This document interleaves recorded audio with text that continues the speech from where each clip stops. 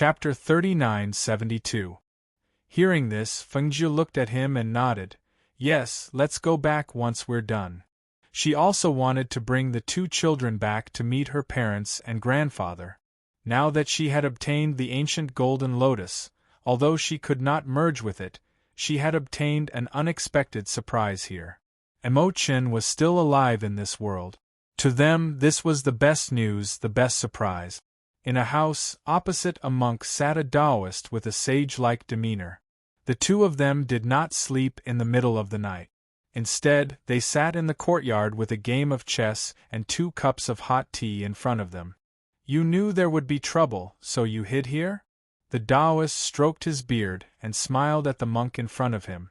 The monk placed a chess piece down and said, "How can the place where the Emperor and Feng Xing appeared be peaceful? The Emperor and Feng Xing's son and daughter are also here, right? That day when the 4 monarchs came to congratulate us, I was very curious. I really want to meet the 2 children who were congratulated by everyone." The monk took a sip of tea and said slowly, "You and I have known each other for many years. You don't have to use words to test me. Heaven's secrets cannot be revealed. Whatever you want to know, I cannot tell you." Hearing this, the Taoist's eyes flashed and the smile on his face deepened. Seems like there really is something that cannot be said. Seeing that the monk pursed his lips and did not want to reveal anything, he did not ask further. He only said, "When do you plan to go back?" The monk glanced at him and said, "This poor monk has just arrived at your place. Ha ha, good good good. If you want to stay, then stay." The Taoist smiled and placed a chess piece down. Compared to the blood and slaughter outside, the house was very quiet and secluded. The two of them played chess and occasionally chatted.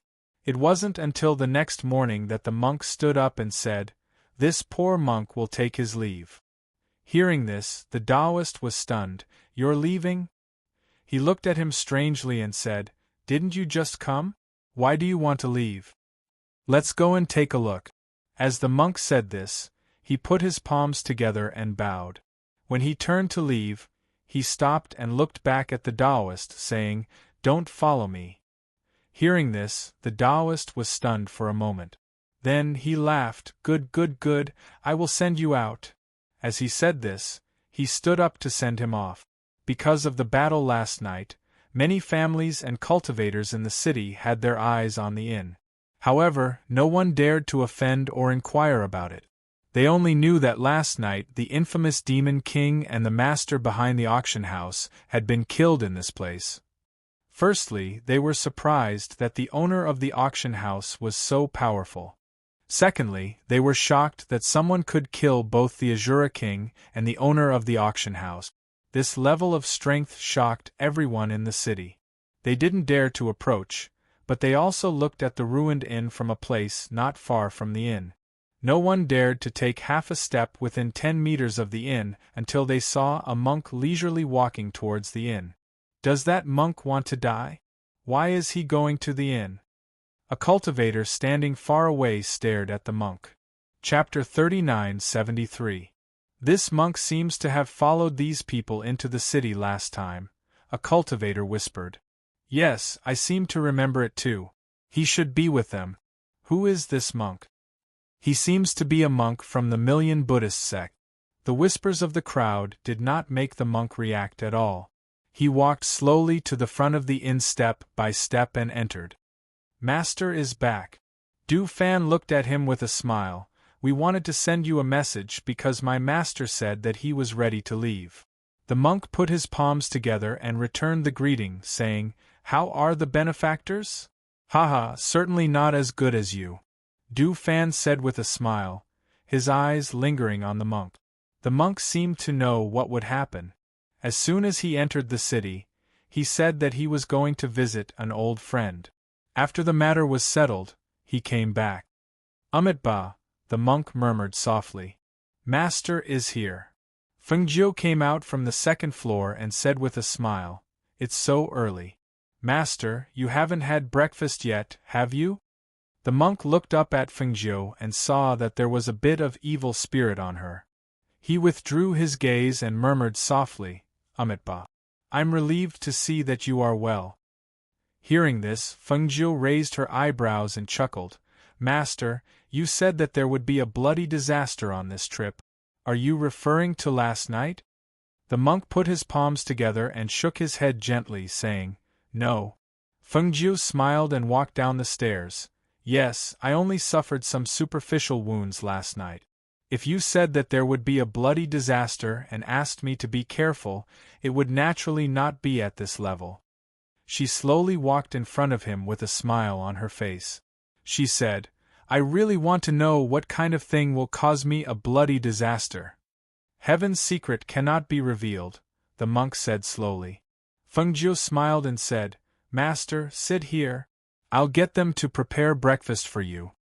As she spoke, she looked at Leng Hua. Leng Hua smiled gently and gestured to the monk. Great master, this way please. He invited the monk to sit to the side and asked the waiter to serve breakfast. Fengjiu said a few words to Du Fan and the others before returning to the room upstairs. Outside, Xianyuan Mose sat cross-legged and adjusted his breathing. After he had consumed the elixir that Fengjiu had refined for him, he circulated his qi to catalyze the effects of the elixir. When he circulated his qi in the morning, he felt all the qi in his body flowing away, especially in his legs. He could feel the energy gathering in his veins. Knowing that Fengjiu had entered, he exhaled softly and retracted his aura. Only then did he open his eyes and look at Fengjiu. How is it? Fengjiu asked as she walked in front of him. Xianyuan Mose stood up and his feet touched the ground. He felt that his legs had recovered to their original state. In fact, they were even stronger than before. Feeling the strength in his legs returning, he smiled and said, Your elixir is very useful. Chapter 3974. Xianyuan Mose knew that she wanted to go alone to complete the task assigned by the Million Buddha sect, so he said, That's good. The movement here is too big, so it's not good to stay here for a long time. Let them prepare and recuperate when they get there. After saying that, he looked into the inner room and asked, How are the children? Are they better? Don't worry. I just checked. Their fever has gone down, and last night's medicine has a calming effect. They slept very well and haven't woken up yet. Let them sleep for a while and give them something to eat later. Speaking of the two children, Fengjiu's face was full of gentleness. When she saw the two children were sick, she was worried. When she saw the two children recover, that kind of feeling of relief really made her deeply understand how difficult it was to be a mother. The two went to the inner room to see the children. They saw the two children on the big bed getting familiar with each other. Their soft and cute little faces had returned to their normal pink color. Bubbles were coming out of their little mouths, and they were sleeping soundly. Little Mu Chen, who was wearing a sky-blue little robe, slept very properly. He didn't move when he was asleep and kept the same posture. However, little Yu who was wearing a pink little robe, was very active. She turned over on her side and slapped her brother's face with her chubby little hand. Fengjiu was so scared that he hurriedly reached out to block it. Xianyuan Mose looked at his daughter who didn't even sleep properly, and broke out in a cold sweat for his son. Little Yu-er's small hand slapped over when she turned over. If he hadn't blocked it, he reckoned that this slap would have left an additional palm print on that little fellow's face and she would have started crying. When he saw Fengjiu carefully move his daughter away, he couldn't help but shake his head. With a touch of helplessness on his face, he said, Little Yu-er will probably be a mischievous master in the future. At that time, I'm afraid that even Mu Chen, her brother, will be eaten by her. Hearing this, Fengjiu couldn't help but chuckle. It's good that our daughter is mischievous. Don't tell me she wants to be like you, a big block of ice? What's more, my son is so young, yet he looks like you. Fortunately, little Yu can tease him in the future. The two of you can complement each other. Yes, you're right. Xianyuan Mose replied with a doting smile. Naturally, he would not refute her words. Go and tidy up. Do you want to eat downstairs or get someone to bring it in? After eating something, we can get ready to leave. Fengjiu said as she looked at the two sleeping children on the bed, intending to wake them up and eat something. I'll get someone to send it in. You eat some too, Xianyuanmo said, then walked out and told Hui Lang, who was waiting outside. Not long after, a sumptuous breakfast was brought in. Hui Lang poked his head into the room and asked, Master, are the two young masters feeling better? There's porridge in the kitchen. Do you want me to bring it over for the two young masters? Their fever has already subsided, Xianyuanmo said, then glanced inside and said, Go and bring it over.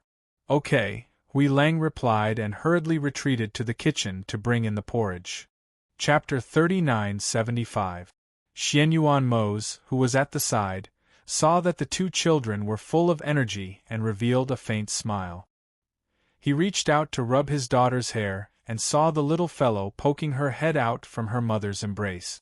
Her chubby little hands grabbed his hand and stuffed it into her mouth. Looks like she's hungry. He retracted his hand and didn't let the little fellow stuff the food into her mouth. He got up and brought the cooked porridge over from the table and carefully fed it to her. Wear a scarf to avoid dirtying your clothes, Fengjiu said as he tied a small scarf around little Yer and little Mu Chen's necks. She held the two children in her arms and Xianyuanmo fed them. After they were full, she let Fengjiu put the two children on the bed and let her eat something. Downstairs, Du Fan and the others were preparing. Ling Shuang and the others also came out of the room. They had suffered internal injuries, and even though they had taken medicine to treat their internal injuries, their faces were still slightly pale. After all, the Demon King's strength wasn't weak, and he didn't show any mercy. If they didn't have medicine to treat their internal injuries, they reckoned that they wouldn't be able to get out of bed today. I've prepared a few carriages. Later on, you all will sit in the one behind the masters. The last one will be for the Great Master and Qi Kong. Du Fan looked at Ling Shuang, Qin Xian, and Bai Qingqing as he spoke. Originally, there wasn't a need for so many carriages. However, since everyone was injured, he prepared 2 more so that everyone could have a good rest on the road. Have Master and the others eaten breakfast? Ling Shuang asked. It's been sent up. They should be almost done eating by now. Du Fan said as he looked upstairs. He saw the door open and 2 people carrying the children came out. Master. Ling Shuang and the others bowed and called out. How are your injuries? Are you feeling better? Fengjiu asked as his gaze fell on the 3 of them. After taking the medicine, I feel much better. And that's good. Rest more on the road. If the journey is fast, we can reach our destination in 2 days.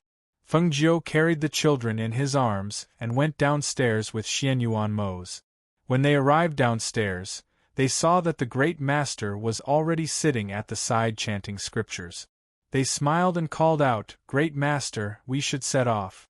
The monk opened his eyes and looked at them. Then, he stood up, put his palms together and murmured a Buddhist mantra. Then, he walked to their side.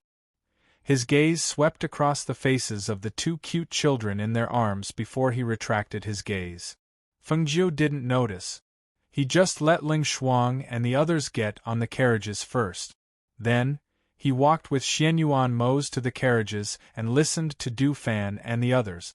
It wasn't until everyone got on the carriages that the 3 carriages went out of the city. 2 days later, in the evening, Du Fan and Lu Yun were waiting for their master's arrival at the city gate. As they had to settle everything in order to live in the city, the 2 of them came first on their swords and found a good house in the city. When they arrived, they could move in. Calculating the time, they should arrive at this time. How long do we plan to stay here? Master is going to do something. Do we need to go with him? Seeing that the carriages hadn't arrived yet, Lu Yun started talking to Du Fan. Chapter 3976. Hearing this, Lu Yun glanced at him and asked in surprise, Why?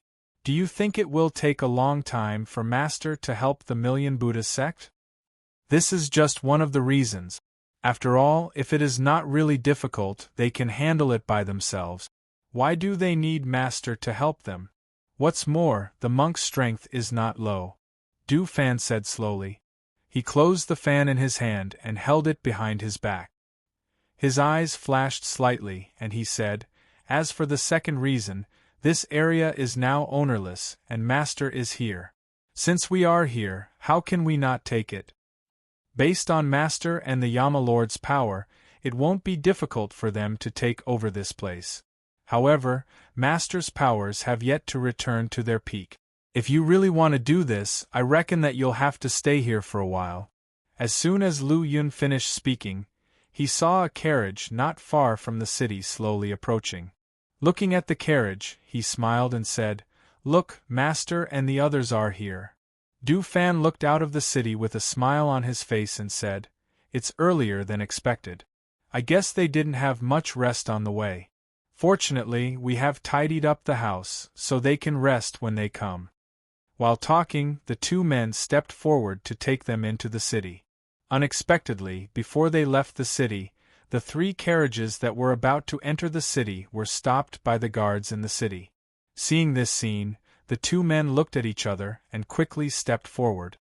"Get off the carriage and walk into the city," the city guard shouted sternly, pointing the sword in his hand at the carriage. Ling Hua drove the carriage. When he saw the city guards shouting at them to get off the carriage, the gentle smile on his face disappeared. He glanced at the city guards and finally fixed his eyes on a captain of the city guards. He asked, "Is the rule in the city not to allow carriages to enter the city?" The gentle voice inexplicably made the city guard captain's hair stand on end. He looked up and saw that the man who spoke had a gentle smile on his face. He looked like a cultured and refined person and did not have the slightest bit of killing power. Thus, he coughed lightly and said, "That's right, those who enter the city have to get off the carriage and walk into the city." However, just as he finished speaking, 2 carriages arrived behind them. Furthermore, the carriages were accompanied by guards. The carriages did not stop in the slightest when they entered the city. They directly headed towards the city gate and into the city. Looking at this scene, Ling Hua smiled and asked, "Then why did they go in?"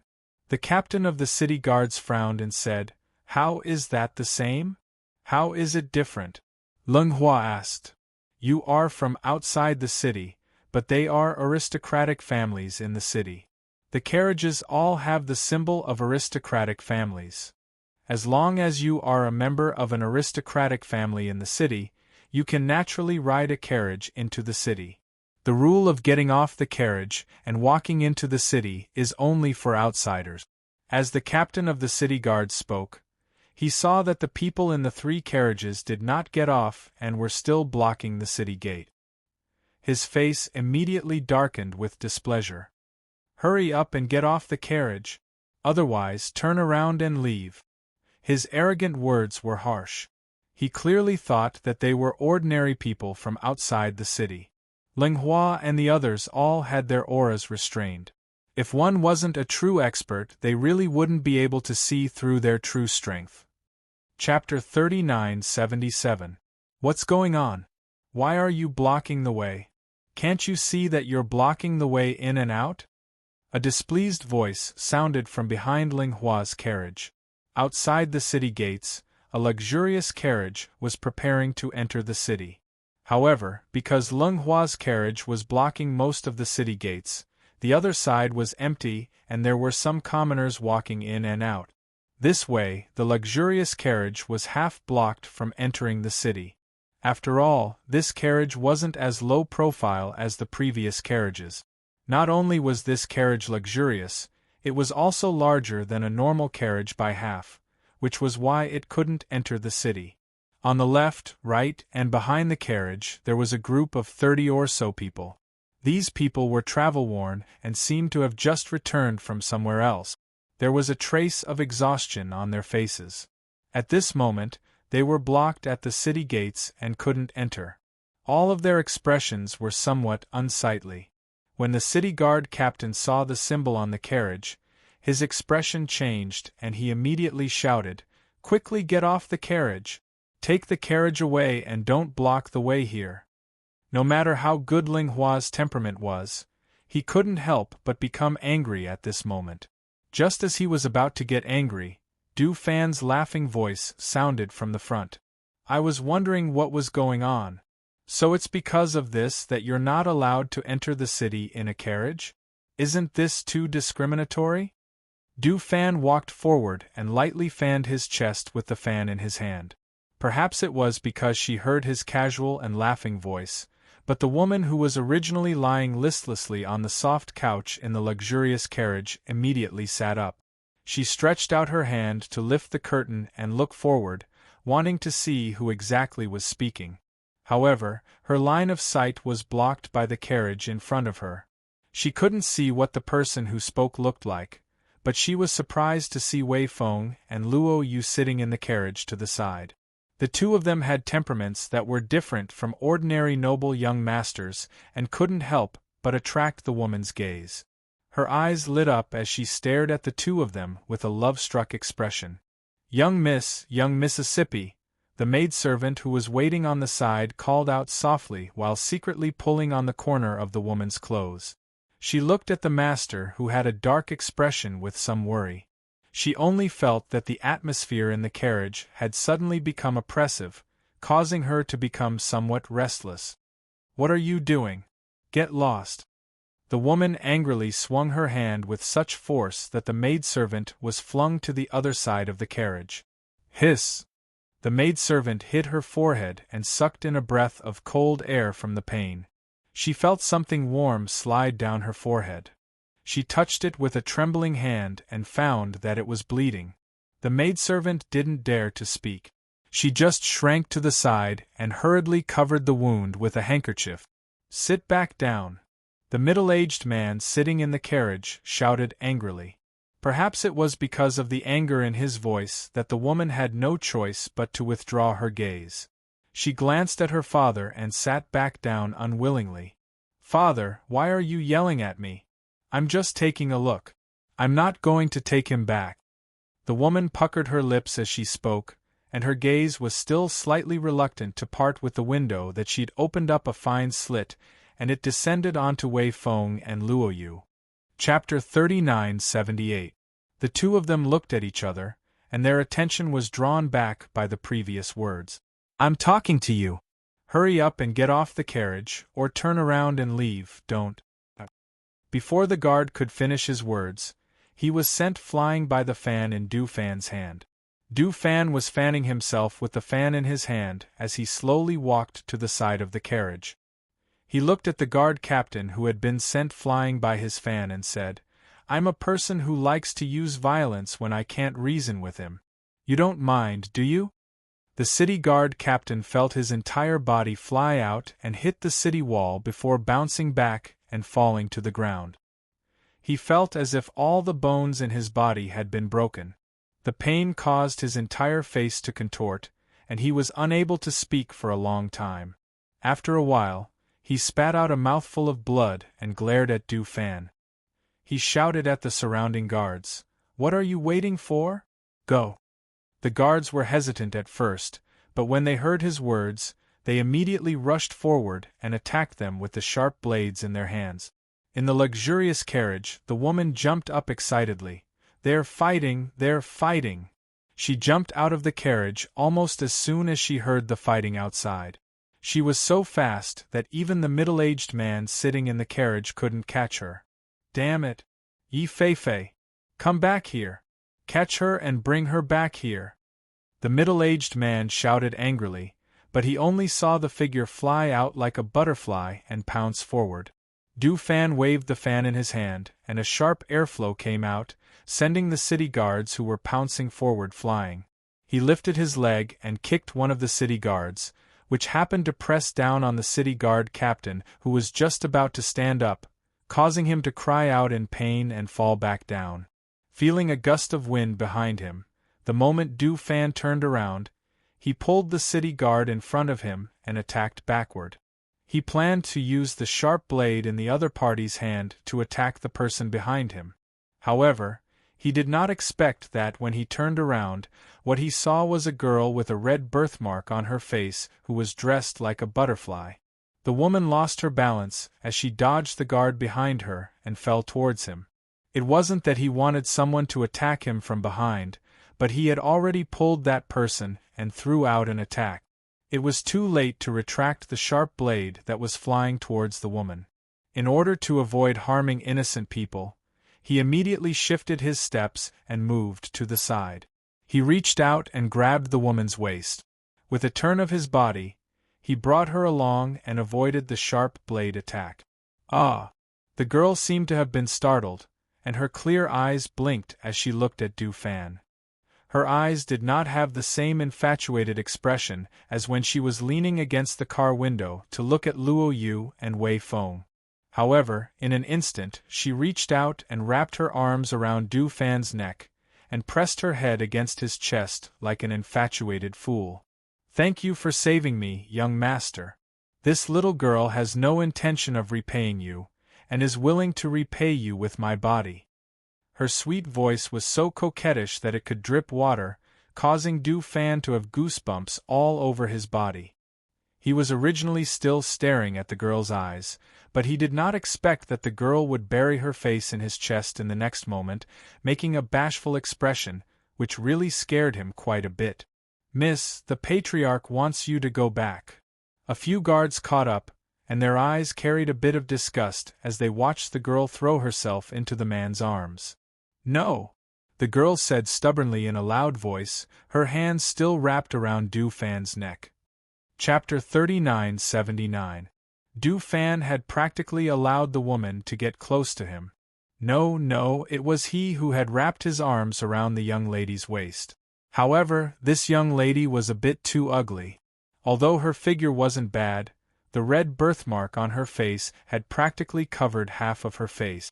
Even if her facial features could be considered to be exquisite, the birthmark had completely destroyed her beauty.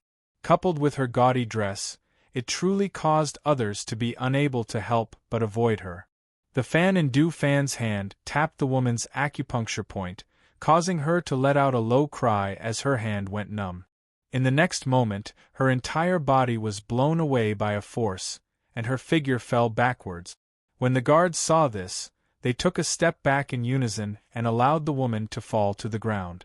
Du Fan had a smile on his face as he opened the fan in his hand and lightly swept it over his body as if he wanted to brush off something that had touched him when the woman approached him. At the same time, he spoke in a neutral tone, "Young lady, you must know that this young master was born handsome, confident, and elegant. Countless women have thrown themselves into my arms. If all of them were unable to repay me with their bodies, then this young master's backyard probably wouldn't be able to fit anyone in.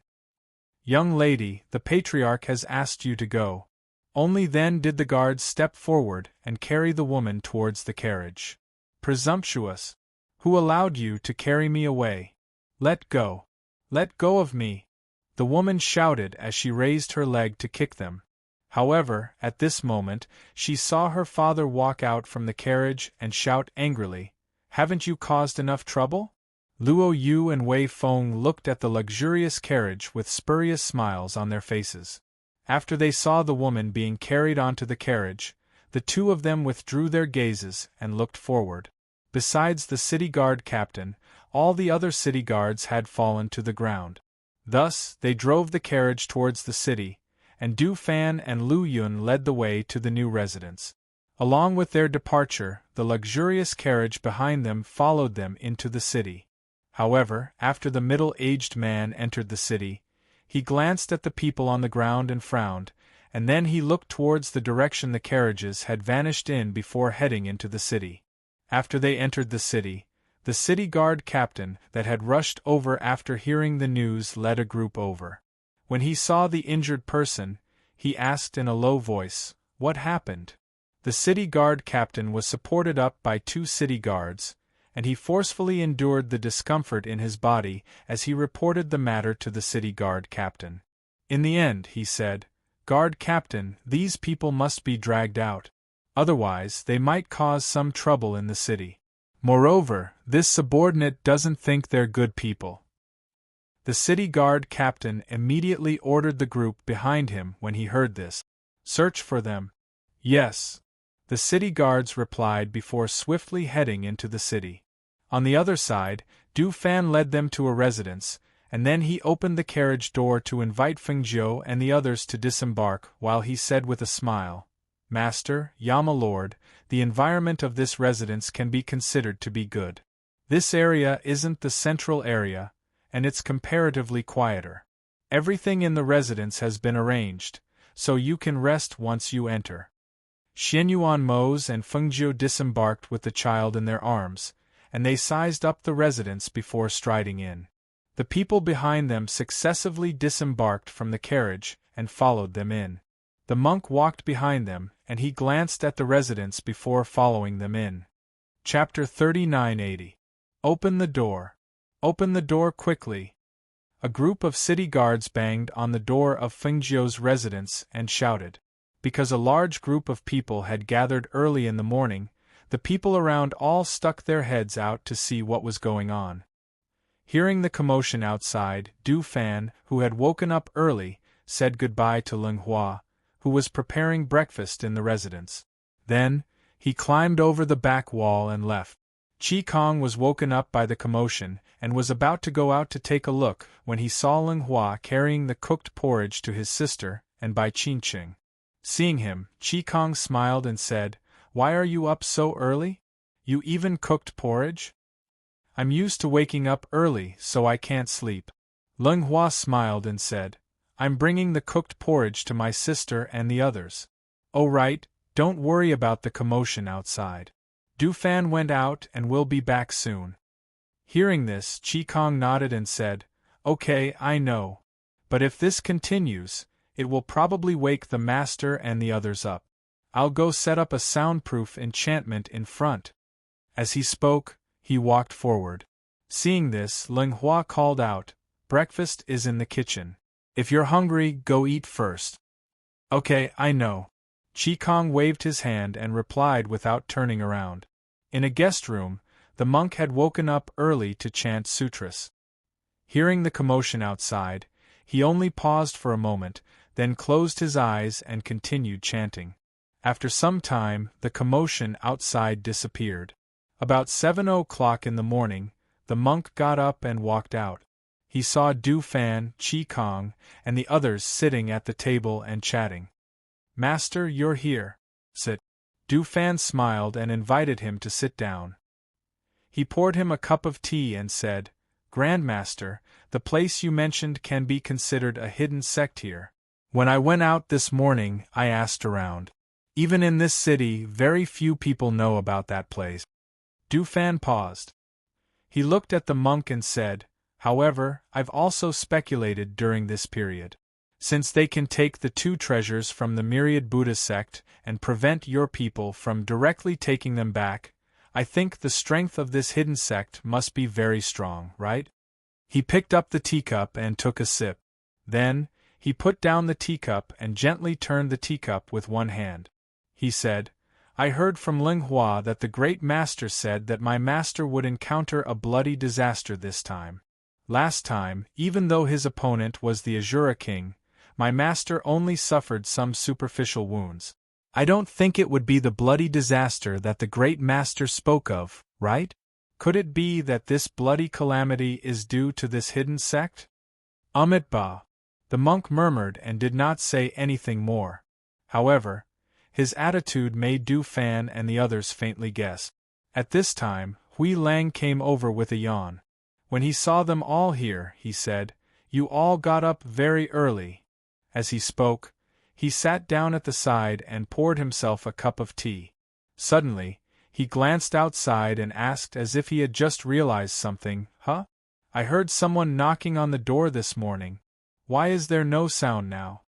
Du Fan smiled and said, I made a trip to the city governor's estate and obtained a token. As he spoke, he waved his hand and a token appeared in his palm. How did you get it?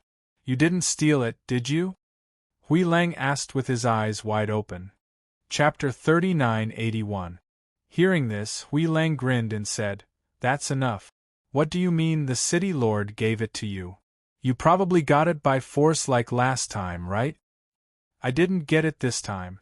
Du Fan looked at Hui Lang and said, I just asked the city lord one question and he gave it to me. What question? Hui Lang asked curiously.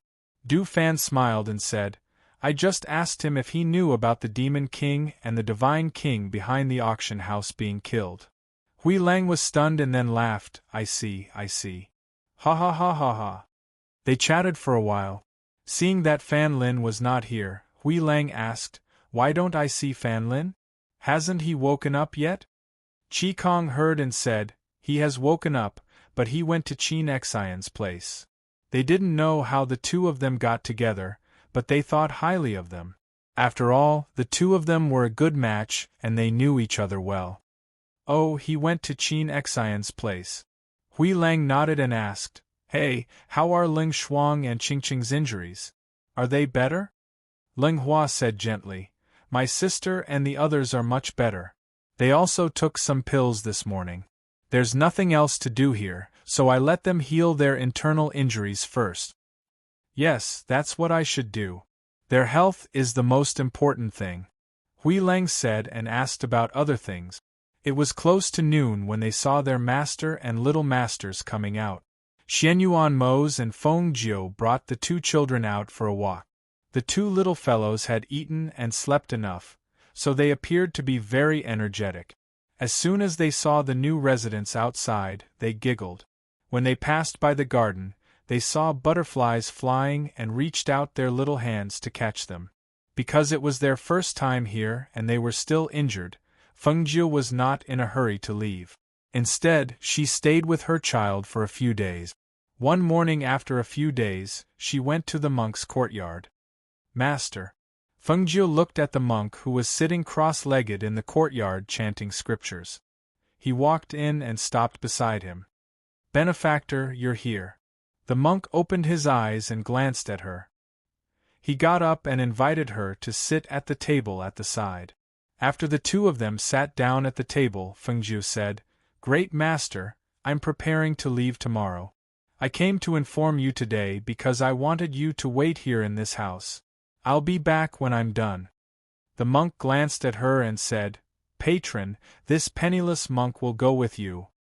Hearing this, Feng Jiu raised his eyebrows. Master, you want to go straight to the door? I believe you know that even if you go straight to the door, you won't be able to do anything to them. They won't hand over those things just because you're here. I know. I just want to do my part. Moreover, I've said that there will be a bloody disaster on this trip. The monk said slowly, his calm gaze falling on Feng Jiu. Feng Jiu pursed his lips and smiled. It doesn't matter if there's a bloody disaster or not. In any case, I have to go on this trip. However, if you follow me, you'll only cause me trouble. Since that's the case, why don't you wait for me here? Chapter 3982. This poor monk is only worried about your safety. I'm not worried that you'll take our sex Sarira and Heart Sutra for yourself. The monk put his palms together with a solemn expression. It was clear that he felt that she was in grave danger. Feng Jiu smiled. Reverend need not worry, I'll be careful. She stood up.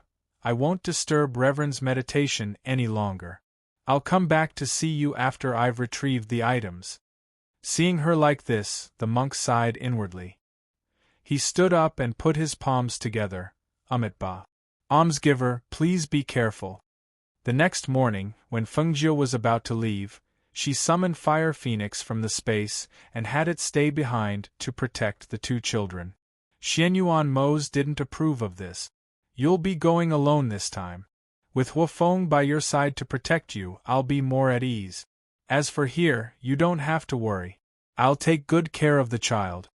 Xianyuan Mose said in a deep voice as he looked at Huafeng, who had stopped at the side and frowned slightly. Feng Jiu smiled. I still have Tun Yun and the others in the space. It's enough to have them by my side. As for Fire Phoenix, I'm really worried when I'm not by the children's side. I'll be more at ease if it stays behind. You don't believe that I'll be able to protect them? Xianyuan Mose asked. Feng Jiu saw that his expression had darkened and hurriedly said, Of course not. With your current cultivation, Even I'm no match for you. I naturally believe that you'll be able to protect the children. However, there's always a what if. There are many things that can't be said for certain. So after thinking about it, I'll be more at ease if Fire Phoenix stays behind. She looked at Xianyuan Mose. You also want me to be at ease with the family, right? Besides, Tun Yun and Old White aren't weak. It's enough to have them by my side. Xianyuan Mose didn't say anything else. Since that's the case, we'll do as you say. However, you have to be careful when you're alone outside. Pay attention to your safety. Yes, I know. Fengjiu smiled, her beautiful eyes narrowed into crescents. Fire Phoenix listened to their discussion and looked at the two babies on the bed. She couldn't help but fly over and rub her head against their neck. Fire Phoenix, I'm leaving. Remember what I told you. After Fengjiu kissed Xianyuan Mose goodbye, he turned to Fire Phoenix, who had stopped by the bed to look after the child. Yes, Master, don't worry. I will definitely protect little Master. Hearing this, Fengjiu pursed his lips and smiled, saying, You can also go into their jade pendants. Ordinary people won't be able to find you. After she instructed Huafeng, she told Xianyuan Mose about the children for a while. Then, she called Du Fan and the others to the courtyard to give them some instructions. Master, why don't you let me go with you? Du Fan said as his gaze fell on her. They were all worried about the bloody disaster that the monk had mentioned. So after discussing it in secret, they finally decided to let one of them go with her. If anything happened, they could take care of each other. Chapter 3983. Hearing her words, they didn't say anything more. They just told her to be careful and watched her leave. After she left, Hui Lang couldn't help but look at Ling Hua and Qi Kong. He asked, Are we just going to let Madame go alone? Will there be any problems? Should we follow her secretly? Since Master said no, then there's no need to. As Du Fan spoke, he looked at his master who had already disappeared from his sight. He turned to them and said, Master is going out alone. With her ability, it will not be easy for others to detect her. It will be relatively safer. However, there will definitely be many people keeping an eye on the little masters. We will guard here and protect the little masters so that Master won't be worried when she goes out. Hearing this, everyone looked at each other, nodded their heads, and walked in. After they left, Monk walked out from a corner with Buddhist prayer beads in his hand. He paused for a moment, then turned and walked towards the backyard. After leaving the city, Fengjiu headed towards the north. She didn't walk, but used the flying device instead. As soon as she left, she was already thinking about her children at home. Because she missed them, she wanted to settle this matter as soon as possible. The place that Monk told her about was a hidden sect. It was said that it was about 2 to 3 days' journey from the city. Even if she traveled on the flying device, it would still take her 2 to 3 days to arrive. Moreover, the route was unclear, so delays were inevitable. The main thing was that she had to use another identity to sneak into the hidden sect. This was the more difficult part. The first day she traveled on the flying device was very peaceful. Nothing happened. At night, she didn't sleep in the mountains, but went straight into the space to rest. Compared to the cold wind outside, the space was warm and full of spiritual power. It was very comfortable. She came to the side of the spiritual spring and looked at the golden lotus in the water that was shining brightly. She couldn't help but smile. She believed that it wouldn't be long before Mo Chun cultivated an immortal body and reappeared in front of the world. The contracted beasts in the space all gathered around her, happily rubbing against her. She patted their heads and said, I'm going to rest first. You guys cultivate more inside. Don't be lazy. Master, I'm already very strong now. As Lao Bai spoke, he would sometimes take the form of a horse, and sometimes he would take the form of a white dragon. Just as he had said, although his current strength was not as strong as Tun Yun, he was still very strong. Fengjiu smiled and glanced at Senior White before he said, You can't even compare to the 2 cloud-devouring beasts in the space, Yet you still have the nerve to say that you're strong? Senior White instantly became listless when it heard this. It was a fact that it couldn't compare to the cloud-devouring beast, but it hadn't expected that even the female cloud-devouring beast couldn't compare to it, so it couldn't raise its head. The mother beast had been cultivating ever since it entered this place, and it was still in the process of cultivating. Given how hard it was working, it was only natural that it couldn't compare. In Fengjiu's space, the white tiger had grown from a small pet to a majestic adult tiger. It listened to Fengjiu and Lao Bai's conversation while lying at Fengjiu's feet, occasionally looking up at her. "All right, let's disperse." Fengjiu gestured for them not to disturb her and went to rest. Chapter 3984. The next morning, after Fengjiu came out of the space, she continued on her journey alone. Because she was walking on a remote mountain path, she didn't encounter many people along the way. However, she didn't expect that at noon, when she was resting on a tree and eating a spirit fruit, she would see several blue-robed cultivators flying north on their swords.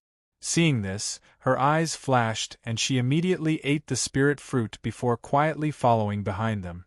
She didn't follow too closely, but also didn't stay too far away. As she followed, she paid attention to the words and actions of those people, especially one of them who was relatively thin. When the blue-robed cultivators saw that the noon sun was quite strong, one of them said, "How about we rest for a while? Let's stop and drink some water. The noon sun is too hot. We're sweating from flying under the scorching sun." Another older cultivator saw this and said, "That's fine. Then let's rest under the tree in front." When the other cultivators heard this, they looked at each other and revealed a trace of joy. They immediately sped up and went to a shady place to rest. Sitting under the tree, they each took out their water pouches to drink. One of them only drank a few before emptying his water pouch. When he saw that there was no more water, he couldn't help but look around. Then he looked at the older cultivator and asked, "Senior Marshal Brotherlin, is there a water source nearby?" "There isn't here. We'll have to walk a bit further to find a water source." The older cultivator glanced at the empty water pouch and said, "How about you use mine?" Although he asked this, he had no intention of handing it over. When the man saw this, he revealed a smile and said, "No need, no need. How could I use Senior Marshal Brother's water? I remember that Junior Marshal Brother Ruan's water pouch was filled with water last night.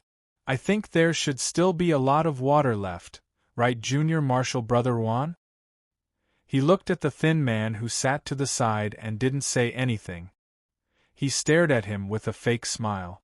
When he saw that the other party was staring at him, or more accurately, at the water pouch in his hand, the man surnamed Ruan closed his eyes. He pursed his lips and paused for a moment before handing over the water pouch in his hand. The others were not surprised by this scene. Obviously, this was not the first time this had happened. The man took the water sack and poured all the water into his own water sack. Then, he threw the empty water sack back to him and said with a smile, "Junior Brother Ruan, you don't have much water left, so I poured it all out. You don't mind, do you?" "No, I'm not thirsty anymore," the man said with a timid tone. "That's good." The man smiled with satisfaction. The group sat for a while, rested for a while, and then continued to fly on their swords. In the dark, Fengjiu watched them leave and walked out from behind a tree. His figure flashed, and he quietly followed behind them. She did not continue on her journey. Instead, she chose to follow them under the cover of the trees on the mountain path. This way, it would be less likely for her to be exposed. As for those people, she guessed that they should be from that hidden sect. Right now, she was waiting for an opportunity. Chapter 3985. Although these people looked like they were from the same sect, there was not much sincerity between them. Although she had not come into contact with that hidden sect, looking at these people, she could vaguely understand why the people from that hidden sect would use people to achieve their goals. Thinking about it, this should be a sect that would do anything to achieve their goals. Moreover, the competition within the sect should be very fierce. Looking at how these people interacted with each other, it was obvious that it was natural for them to praise the strong and trample on the weak. These people didn't look for wild animals to eat. Instead, they took fasting pills and leaned against the fire to sleep. However, as the night gradually deepened, when the cultivators were deep asleep, the man surnamed Ruan stood up. When he moved, the older cultivator vigilantly opened his eyes. When he saw that it was him, he asked, "Junior Ruan, what are you doing so late at night?" The man glanced at him and lowered his voice as if he was afraid of waking up the others. He said apologetically, "I'm sorry, Senior Lin. I wanted to relieve myself. I didn't expect to wake you up." Hearing this, the older cultivator said, "Go." With that, he closed his eyes and continued to rest. The man nodded and glanced at him before walking away. Fengjiu, who was hiding in the shadows, heard the man go to relieve himself. Originally, she didn't plan on following him. However, when the man turned around, his gaze swept past the other cultivator. A trace of viciousness flashed through his eyes. She couldn't help but raise her eyebrows and quietly follow him. Along the way, this person had always given off a cowardly and weak feeling. Among the few cultivators, he was the weakest, so it was normal for him to be bullied and suppressed. However, what surprised her was that this seemingly cowardly person actually had such a sinister expression. When she quietly followed behind him, she saw the man take out a short flute and put it to his mouth. His fingers moved slightly, his mouth moved, and his breath moved, but no sound came from the flute. Just as she was slightly surprised, she heard something scuttling through the grass. A small black and yellow snake the size of a chopstick scuttled out from the grass. It coiled around a withered branch on the ground and looked at the man playing the flute. After a while, the man stretched out his hand to support the small snake and revealed a strange smile. He put away the flute and walked back to the older cultivator's side to rest with his eyes closed. The night was quiet, with only the occasional crackling of the burning branches and the rustling of the leaves in the night wind. After midnight, it was even quieter, and the few of them slept soundly. Fengjiu had been watching in the dark until she saw the chopstick-sized snake quietly crawl forward and arrive beside the cultivator who had been ordering the man surnamed Ruan around. Suddenly, the small snake leaped up and opened its mouth to bite the man's neck. The man was awakened from his sleep and let out a miserable shriek. He instinctively reached for his neck and grabbed the slippery snake. However, the snake's mouth was wide open and tightly bit his neck. No matter how he pulled, he couldn't pull it away. Senior Marshal Brother Lin, save me, save me. Chapter 3986. The cultivators who had been startled awake by the miserable shriek immediately jumped away and stared at the scene in horror. They watched as the bloody little snake crawled into his neck and entered his body through his neck. Meanwhile, his face gradually turned from pale to a dark purple color. The blood that originally seeped out changed color, and the color of his lips gradually turned dark purple. His eyes were wide open in fear, and one of his hands was still tightly clenched into a fist and pressed against his neck. In the next moment, his body suddenly twitched, and poisonous blood seeped out of his 7 orifices. His entire body stiffened and fell down. After twitching a few times, he stopped breathing. This scene happened right before their eyes. Moreover, it happened so quickly that none of them were able to react. They only saw that he had already stopped breathing. Hiss! The cultivators sucked in a breath of cold air. None of them stepped forward and only watched on with caution. After a while, they saw the small snake crawl out of the dead cultivator's heart. Their faces couldn't help but turn pale. Whoosh! The older cultivator raised his sword, and a ray of sword chi cut the poisonous snake in two just as it was about to escape. Seeing the two halves of the snake twitching on the ground, they felt a chill run down their spines. The chopstick-sized snake burrowed into the man's body. After a while, it burrowed out and its body grew larger. Why did it grow so large in an instant? Everyone knew that it grew because it ate the dead disciples' organs. In the shadows, Feng Jiu watched this scene and frowned. A trace of seriousness flashed across his face. He didn't think that an unremarkable disciple would have such ability. It was truly shocking. Her gaze couldn't help but fall on the man who was backing away in fear. She didn't think that this person would be so good at acting. If she hadn't seen it with her own eyes, she wouldn't have believed that this was his doing. Senior Brother Lin, what kind of snake is that? Why is it so terrifying? A cultivator asked with a trembling voice.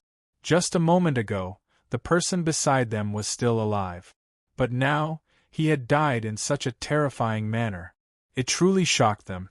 The older cultivator's expression was grave. He looked at the two halves of the snake and said, "I've never seen this kind of snake before.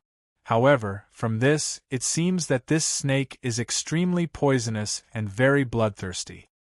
His face darkened slightly, and he paused for a moment before continuing. "This poisonous snake has appeared in our sect's territory, so it's probably not a good thing. When we return, we have to quickly report this matter to our superiors, so that the disciples who are guarding the gate can be careful." Hearing his words, the few of them nodded. After cleaning up, they sprinkled some medicinal powder around the area to prevent any more poisonous snakes from appearing. As for the dead cultivator, they only glanced at him with pity before dealing with his corpse. Perhaps it was because something like this happened in the middle of the night they didn't go back to sleep. They just sat by the fire and thought about their own things. In the shadows, Feng Jiu's gaze fell on the man surnamed Ruan. She stared at him, and no one knew what she was thinking. The next morning, the few of them continued to move forward, while Feng Jiu continued to follow behind them. Perhaps it was because they were gradually entering the area of the hidden sect. She felt that there were many traps in the surroundings every time they walked a distance. Chapter 3987. The few people who were resting raised their heads to look. When their gazes fell upon the woman's beautiful face, their eyes lit up and their faces were filled with surprise and admiration. "It's Junior Marshal Sister Zhu." The older cultivator stared at the woman on the flying sword with a burning gaze. His gaze slowly moved down her beautiful face and landed on her exquisite curves. Feng Jiu, who was hidden in the shadows, looked at the woman and saw that she was wearing a white tube-top dress with a tight belt around her waist. It accentuated her slim waist and made her figure appear even more exquisite and alluring. Because it was a tube-top dress, even though it was covered with a thin veil, one could still faintly see her jade arms and snow-white breast. Her gaze moved up and landed on the woman's face. Her face couldn't be considered peerless, but it had a charm of its own. Just by looking at the sparkling eyes of the men, it was clear that this woman's charm was not small. Ling Er greets Senior Marshal Brothers. The woman landed on the ground on her sword. When she arrived in front of them, she bent her waist slightly and bowed to them. She called out "Senior Brother" in a soft and tender voice. The men's hearts softened when they heard that. Their eyes stared straight at the spring scenery that entered their eyes when she bent her body slightly. "Junior Marshal Sister Ling Er, there's no need to be so courteous." The older cultivator took a large step forward and extended his hand to help her up. However, he was reluctant to withdraw his hand. The woman shyly withdrew her hand and said, "Master knows that Senior Marshal Brothers are already on the way back and specially ordered Ling Er to come greet you." When they heard this, they looked at each other in surprise. At this moment, the woman seemed to be curious and asked, "Senior Marshal Brother Lin, did you manage to gain anything from your trip?" "Of course we did." The older man replied with a smile. "It was precisely because we gained something that we wanted to rush back to report to Master. We didn't expect to meet Junior Marshal Sister here." From Senior Marshal Brothers' words, could it be that Feng Jiu is really in our area? The woman covered her red lips in surprise. "That's right." He nodded but didn't say anything else. Seeing this, the woman gently tugged on his sleeve, and her soft voice carried a hint of coquettishness. "Senior Brother, Ling Er is very curious about that ghost Dr. Feng Jiu. Why don't you tell Ling Er about it? He, Junior Marshal Sister Ling Er, it's not that Senior Marshal Brother doesn't want to tell you, but I have to report this to Master first. Although the older man was greedy for her beauty, he didn't lose his head. Hearing this, the woman's eyes flashed and she said apologetically, Ling Er forgot the rules. Senior Brother, please don't take offense. They chatted for a while before flying off on their flying swords. Feng Jiu followed behind them. Around dusk, the people who were flying on their flying swords took out a pill from the space and swallowed it. Then they walked into a fog. Feng Jiu, who was behind him, glanced at him and followed him. With her body, even if the fog was poisonous, it wouldn't harm her in the slightest. However, what surprised her was that not only was there poisonous fog, there was also a formation in the fog. If she wanted to pass through here, she would have to pass through this formation. The fog in front of her blocked her line of sight, and she couldn't see the figures of those people. She gathered her thoughts and decided to pass through the fog first. However, after walking for a while in the array, she heard a burst of teasing. Chapter 3988. She dodged behind a tree in the middle of the formation and saw the woman surnamed Zhu and a man hugging each other. Hearing the man's voice, it seemed to be one of the cultivators. Senior Brother, wait. The woman pushed the man away and pulled his half-open clothes with both hands. She said, Senior Brother, what news did you get this time? With the woman in his arms, the man panted slightly. He wanted to pounce on her and kiss her, but was pushed away. He had to ask, what do you want to know? The woman smiled and whispered in his ear, Ghost Dr. Feng Jiu and the others, as well as the ancient Golden Lotus and the Million Buddhas sect. In fact, this news is not a secret to the people outside. Only we in the sect don't know about it.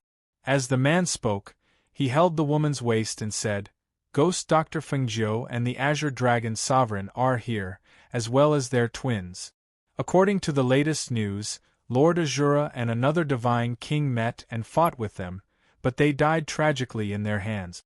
This news has spread everywhere, but their whereabouts are unknown. As for the ancient Golden Lotus, it is said that it has fallen into their hands.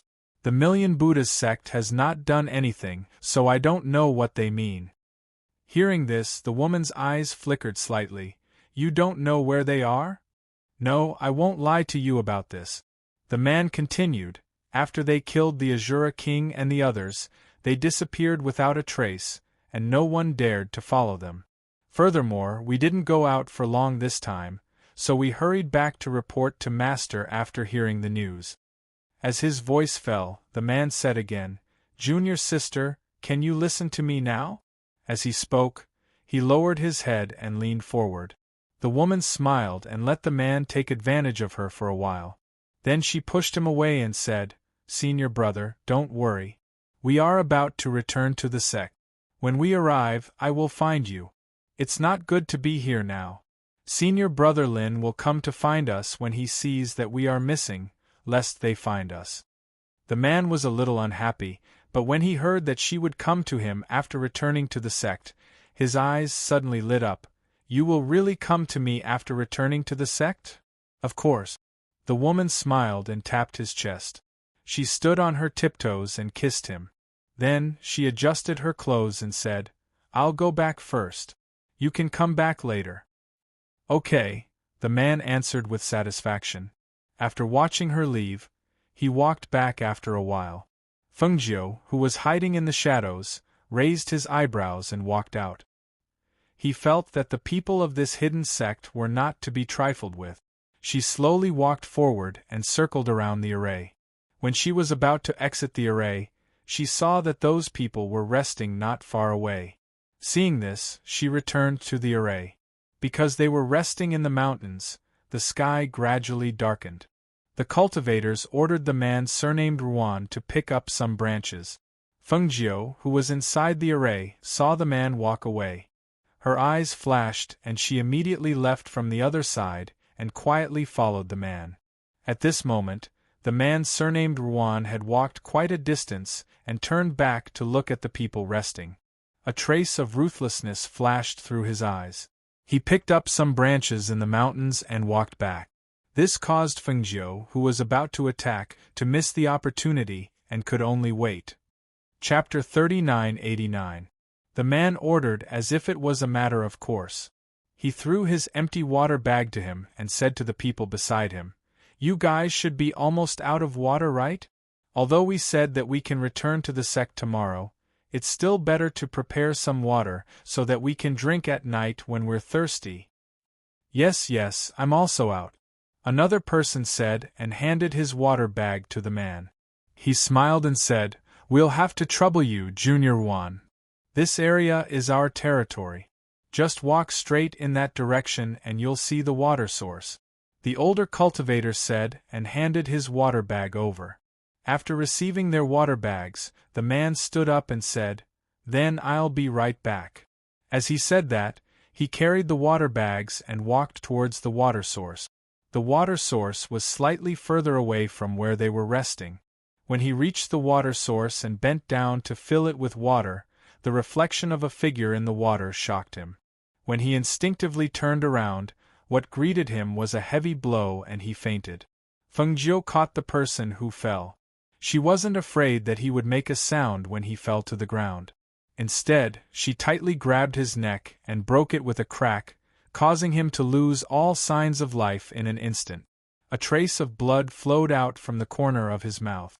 It was blown away by the breeze and faintly filled the air, although the cultivators were resting at a place far from here. When the trace of blood spread with the breeze, the older cultivator sitting by the fire and the woman surnamed Zhu immediately smelled it. The two of them instantly became alert. They suddenly stood up and swept their sharp gazes around. "What's wrong?" The others didn't understand and asked. "There's the smell of blood," the older cultivator said, and his hand was already on the sword at his waist. He stared at a certain place and said, "I'll go take a look." Just as he was about to take a step towards the water source, he saw a figure walking over there. He seemed to be carrying something in his hand. As he walked closer, the smell of blood became heavier. "It's Junior Ruan," the other man said. When he saw the rabbit that was stabbed to death in his hand, he couldn't help but laugh. He even brought back a rabbit. Fengjiu walked closer. At this time, she had changed into the man's clothes and had also changed her appearance. She didn't have any of her previous aura and demeanor. Instead, she looked exactly like the man who was ordered around. "Senior Lin, what's wrong?" Fengjiu walked closer and looked at the older man. "Did anything happen over there?" the older man asked, his gaze fixed on Fengjiu. Fengjiu shook her head and paused. "When I went to fill the water source, I saw a rabbit, so I caught it." "Did something happen?" "Nothing, I just smelled blood in the air," the older man said, and his gaze fell on the dead rabbit, asking, "Why did you catch a rabbit and bring it back?" Fengjiu bashfully smiled and seemed a bit embarrassed. "In the morning, I heard Senior Liang say that he wanted to eat roasted rabbit and saw this gray rabbit in the bushes, so I caught it and brought it back." Hearing this, the cultivator surnamed Liang smiled and nodded. "I didn't expect you to remember. You're quite considerate."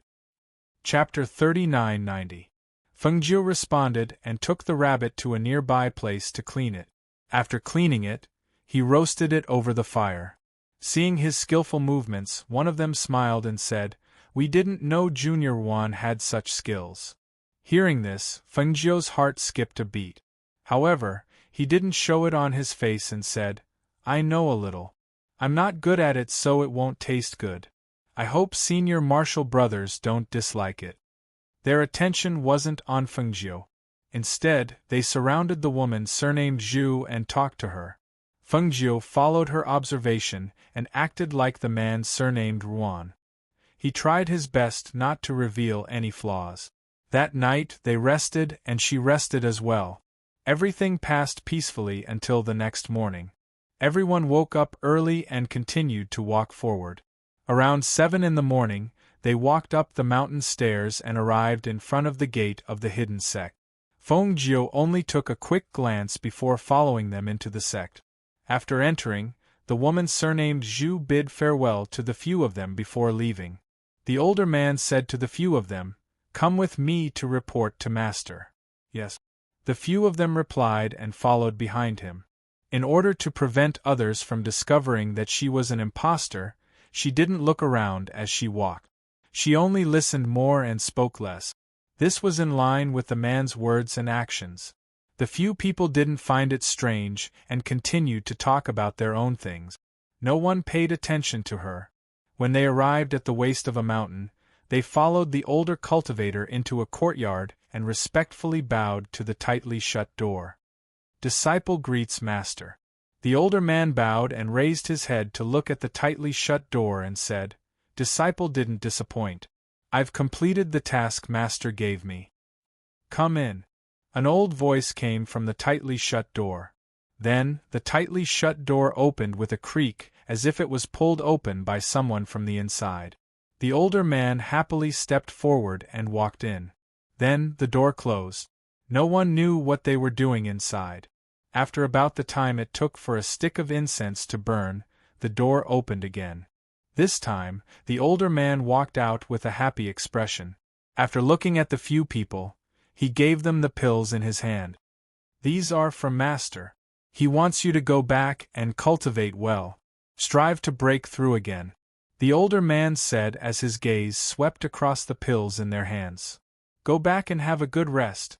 The old voice came from the door again.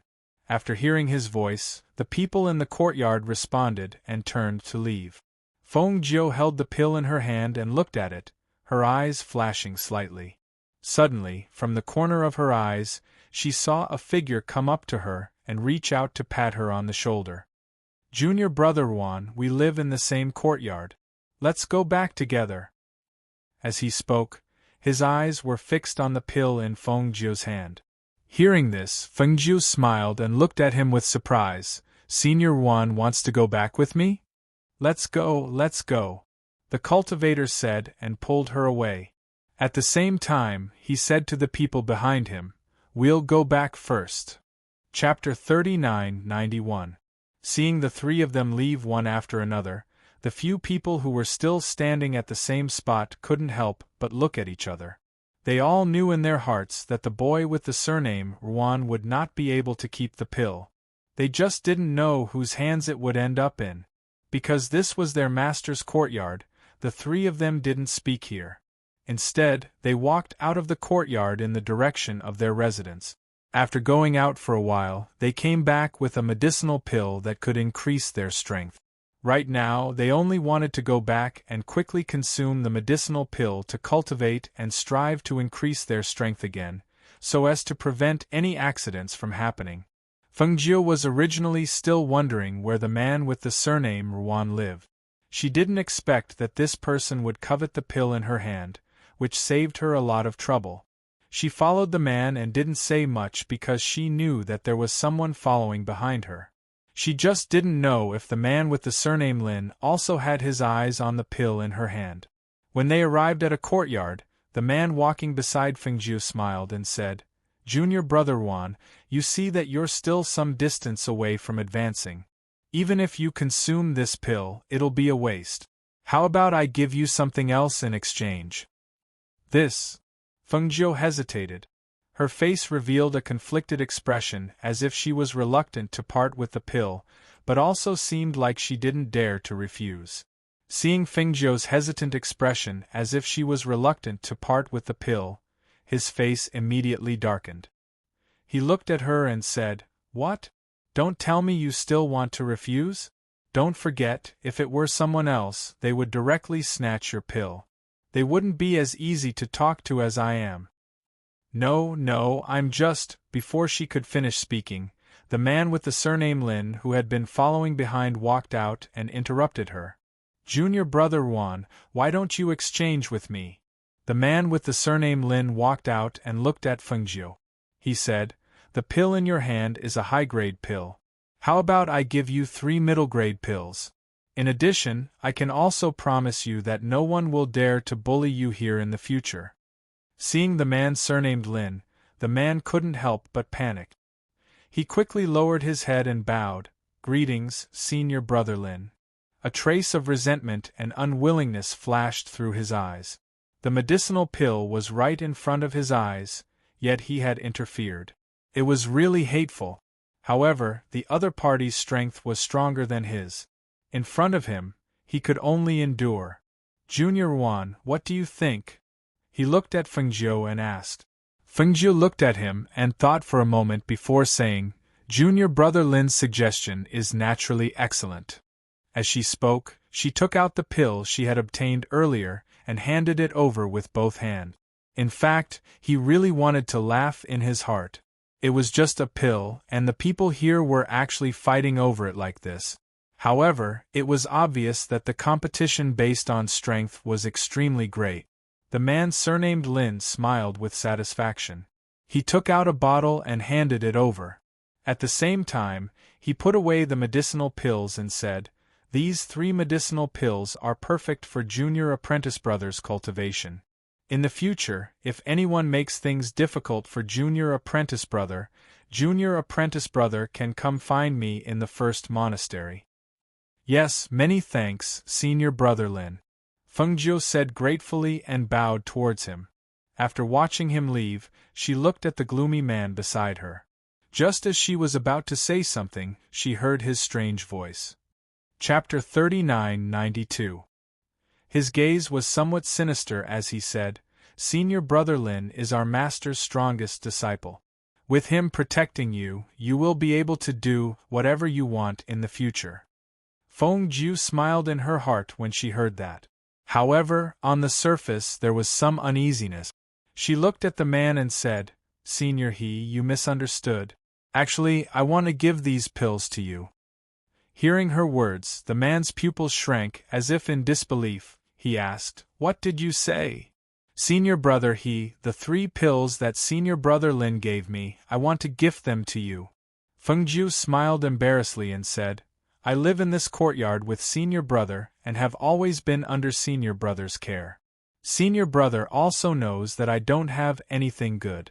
Although these 3 pills can't be compared to the ones that Master gave me, they are still middle-grade pills. If Senior Brother doesn't mind, please accept them. Perhaps because he didn't expect Fengjiu to actually give the pills to him, he didn't even have time to retract the sinister expression on his face as he stared at her in shock. Are you serious? Yes. She handed the pills over with both hands and said with a smile, Please take care of me in the future, Senior Brother. Hearing these words, the sinister expression in the man's eyes finally dissipated, and his gaze towards Fengjiu was no longer as cold as before. After keeping the pills, he revealed a smile and said, All right, we are all fellow disciples of the same courtyard. Since you know how to conduct yourself, I will also know what's good for me. Although my strength can't be compared to Senior Brother Lin's, it's not bad either. If anything happens to you in the future, I will naturally take care of you. Thank you, Senior Brother. Fengjiu smiled and cupped her hands in greeting. She thought to herself, a few unpresentable pills were enough to settle this fellow disciple's murderous intentions. She was quite happy to clear her mind. The man happily walked to the room on the left. Seeing this, Fengjiu glanced at the courtyard before walking to the room on the right. There were 2 people living in the courtyard. Other than the private room, the courtyard was shared by the 2 of them. After entering the room, she took a look around the room. There was nothing special about the simple furnishings, but she was satisfied that the room was big enough. She cleaned up the room and replaced all the things on the bed. After she was done, she closed the door and sat on the bed. She put down the bed curtains and took out the things that belonged to the man surnamed Ruan from the space to check if there was anything that was useful. When her gaze fell on the piccolo, she couldn't help but recall the scene of this person using the piccolo to control the poisonous snake to bite that cultivator to death. When she thought about it again, she felt that there wasn't a single person here who was a good person. Even the weak who had been bullied and humiliated could not help but harbor vicious thoughts of revenge. However, that person was already dead. Even his corpse had been turned into a puddle of blood by the corpse dissolving water. The piccolo was of no use. She placed the piccolo to the side and rummaged through the other things. At that moment, she heard footsteps coming from the courtyard. With a wave of her sleeve, she put away the things on the bed and lay down with her clothes on. She covered herself with a blanket and went to sleep. Junior brother Juan. Junior brother Juan. We heard you returned, so we came to see you. Chapter 39-93. On the bed, Fengjiu frowned, a cold glint flashing through her eyes. When she saw them enter the inner room, she hurriedly got up from the bed and looked at them with a frightened expression. Oh, Junior Juan is sleeping. The man in the lead looked at Fengjiu and sized her up.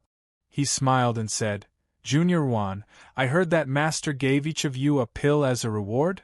Fengjiu looked at them, paused, and said, Yes, but the pill is no longer with me. Ha ha, Junior Juan, who are you trying to fool? We came here as soon as we heard the news. Who could be faster than us? The man clearly didn't believe her.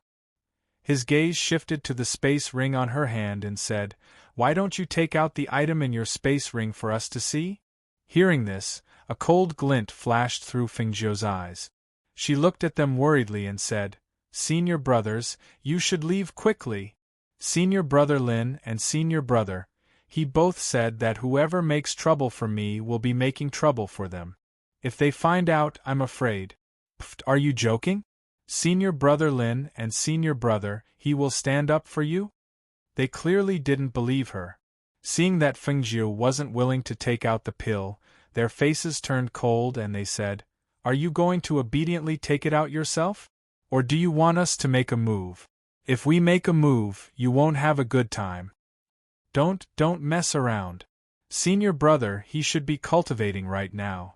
It won't be good if you disturb him, she said with a panicked expression as she retreated to a corner. We're not looking for him. We're only looking for you. A cold smile appeared on their lips. One of them shot forward and reached out to grab Fengjiu. Fengjiu didn't plan to do it herself. She tried her best to play the role of a coward. When she saw the other party reach out to grab her, she immediately bent down and dashed forward. At the same time, she avoided them and quickly ran to the door. She turned back to look at them and saw that they were standing there in a daze. She immediately ran out and ran towards the room where the man surnamed he was. Senior brother he, save me. Those few people came back to their senses and immediately shouted angrily, Chase after him. Capture him and bring him back. Several people quickly rushed out, wanting to capture Fengjiu. In the left courtyard, the man with the surname he was taking a bath in his room and humming a tune comfortably. He had heard the commotion over there, but he was too lazy to pay attention to it. After all, he had missed out on a high-grade medicinal pill. Even if he had 3 middle-grade medicinal pills in his hands, he was still somewhat unhappy. He had originally wanted to let those people teach that brat a lesson, but who would have thought that the door would be slammed open with a bang? The entire door collapsed with a rumble, exposing the man surnamed he, who had been bathing behind the door, to everyone's eyes. The scene became strange for a moment. The people inside and outside the room froze in place and stared at each other with wide eyes. They saw that the door had been knocked open by a cultivator who was chasing after Fengjiu. He originally wanted to pounce forward and hug Fengjiu, but who would have thought that he would knock open the door? Moreover, the man surnamed he was still taking a bath in the room behind the door. Looking at the scene of her sitting naked in the water, even the few men couldn't help but be a little dumbfounded. Chapter 39-94. When Fengjiu saw this, the corner of her mouth twitched and she said, Senior Marshal brother he, I told them not to disturb you, but I didn't think. Hearing this, the men quickly came back to their senses. One of them said, Senior Marshal brother he, no, it's not yours. Don't misunderstand, we're. Before he could finish, the man sitting in the bathtub angrily slapped the water, causing countless splashes. In the next moment, the splashes all turned into sharp ice blades, shooting towards the people outside the door with a whoosh. You guys are courting death. The gloomy voice was filled with anger, and no one bothered to explain. They just quickly retreated to avoid the ice blade. However, they didn't expect that after they avoided the ice blade, the person sitting in the bathtub flew out with a towel wrapped around his lower body. The spirit power in his hands surged, and the water in the bathtub instantly turned into an angry dragon that attacked those people. Whoosh! Bang! Hiss! The sharp sound of air flowing through the air could be heard as the air fiercely collided with the man in the lead. Under the heavy impact, a loud bang could be heard. Immediately after, the male cultivator who was hit let out a blood-curdling scream and was sent flying. He heavily crashed into the courtyard. Pooh! He spat out a mouthful of blood and his face became pale. He struggled to stand up, but he was powerless. Aside from the man in the lead who was sent flying, the others were injured by the ice blades. For a moment, the smell of blood quietly spread through the courtyard. The man surnamed he put on his outer robe and walked out. He gloomily looked at the people on the ground. His gaze fell on the man who spat out blood and he said, "Liang Qing, I'm warning you. In the future, don't take half a step into my courtyard. Otherwise, I'll take care of you every time I see you." The man on the ground coughed twice and wiped the blood from the corner of his mouth. He was helped up by the people beside him. He looked at the man surnamed He and clenched his teeth. "I crossed the line today. I, Liang Qing, will apologize to Senior Marshal Brother He. Thank you for being lenient." With that, he gloomily looked at Fengjiu and stared at her like a venomous snake. Fengjiu was standing next to the door. When the ice blades flew out, she also dodged. As a result, the other party was heavily injured while she didn't have a single drop of blood on her body. The people supported each other as they left. Before they left, they glanced at Fengjiu as if to say, "Let's wait and see." Seeing the people leave, Fengjiu felt the atmosphere become oppressive. Moreover, there was a faint anger. She immediately apologetically and lowered her head. "Senior Marshal Brother He, it's all my fault. If it wasn't for me, I wouldn't have implicated you." The man surnamed He, who was about to throw a tantrum, saw that she admitted her mistake first. His gloomy expression relaxed and he took a deep breath. "This has nothing to do with you. If we don't teach them a lesson, they will come back sooner or later. However, from the looks of it, they won't dare to come again." With that, he paused and looked at Fengjiu. "Go back and rest." "Yes, thank you Senior Marshal Brother He." She hurriedly bowed and looked at the broken door. She asked, "Do we need to find someone to fix it?" Chapter 39-95. "Yes," Fengjiu responded and turned to leave without saying anything else, heading back to her room. The moment she closed the door, the corners of her lips curled up and a smile appeared on her face. She went to the table and poured herself a cup of water. She thought to herself, "How can I find out about the Sarira and the Heart Sutra? I reckon that even the average disciple doesn't know about these things. If I want to get my hands on them, I can only start from those supremacies." However, her current identity was a little awkward. This identity was not conspicuous, and she was not outstanding in any aspect. Among so many disciples, it could be said that she was the one who was neglected. She did not even have the opportunity to get close to those so-called masters. In the end, what should she do to achieve her goal? When she thought of her son and daughter at home, she was anxious to return home. Therefore, she did not wish to waste too much time here. If she could end this quickly, she could finish her business and leave earlier. She planned to find an opportunity to ask around before making a decision. The next morning, when Fengjiu walked out of her room, she glanced at the room opposite her. She saw that the door had been fixed and there was no movement in the room of the man with the surname He. She retracted her gaze and walked out. Along the way, she saw a few cultivators who went back to their own rooms. They only glanced at her and did not greet her. After walking around the sect, he saw quite a few cases of people using their strength to bully others. Moreover, the sect seemed to tacitly approve of the bullying in duels. If one didn't go to the duel arena, they couldn't kill one another. If one went to the duel arena, no one would pursue the matter even if one was killed. After walking around for a day, she had a certain understanding of the cruelty of this hidden sect. Seeing that the sky was gradually darkening, she was about to head back when she saw two women walking in front of her. They were chatting and laughing as they walked. Their laughter could be heard from afar.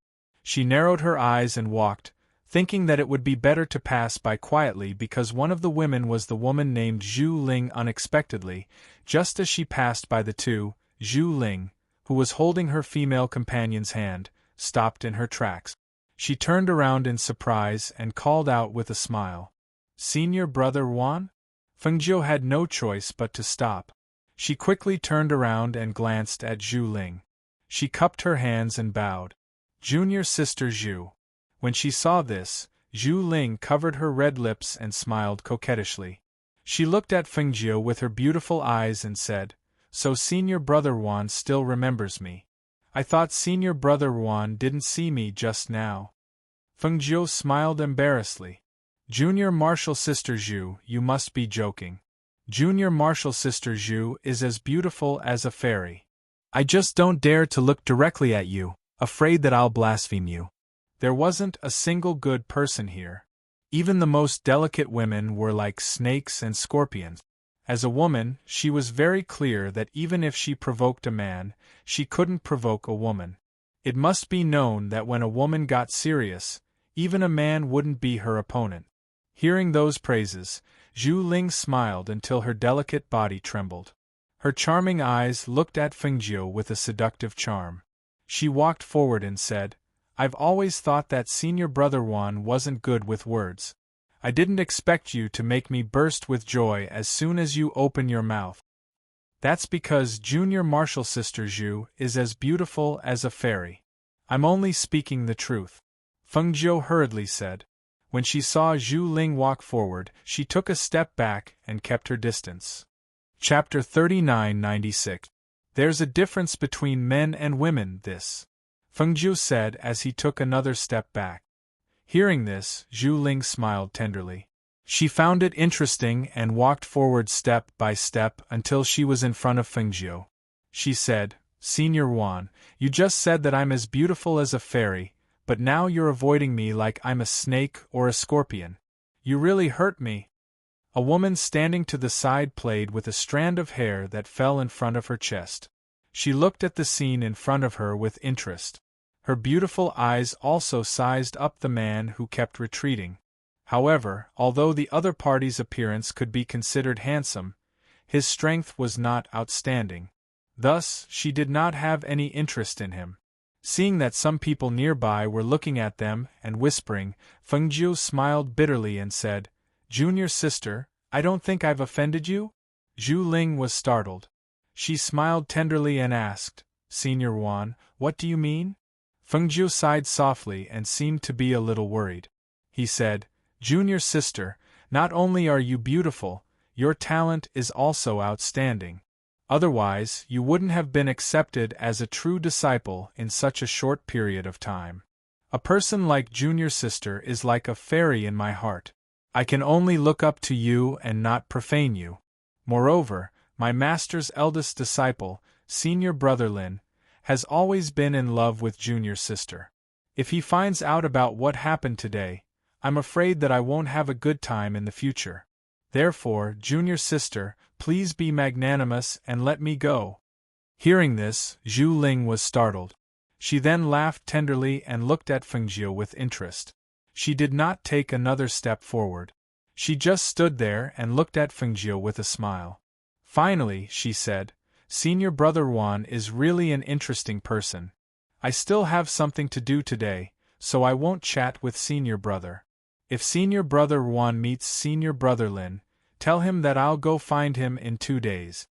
With that, she smiled and turned to walk towards the woman. The woman held her hand and walked forward. She asked, "Ling why did you chat with him for so long? Her appearance is the only thing that's pleasing to the eye. Nothing else is worth looking at." "Senior Wan is also an interesting person. Since we've met, we should at least say hello," Zhu Ling replied with a smile. The two of them walked forward until they disappeared from Fengjiu's sight. Fengjiu retracted her gaze and didn't look at the people around her. Instead, she walked into the courtyard. However, the moment she entered the courtyard, she saw the man surnamed He sitting in the courtyard and drinking tea. He looked at her as if he was watching a good show. I heard that junior sister Zhu was looking for you? Fengjiu looked at him in surprise. No, I didn't. It's just that I bumped into her on my way back. And then junior marshal sister Zhu asked about senior marshal brother Lin. She wanted to complain a little.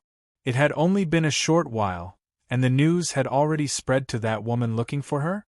He played with the teacup and laughed. Hee, I heard that junior marshal sister Zhu is very intimate with you.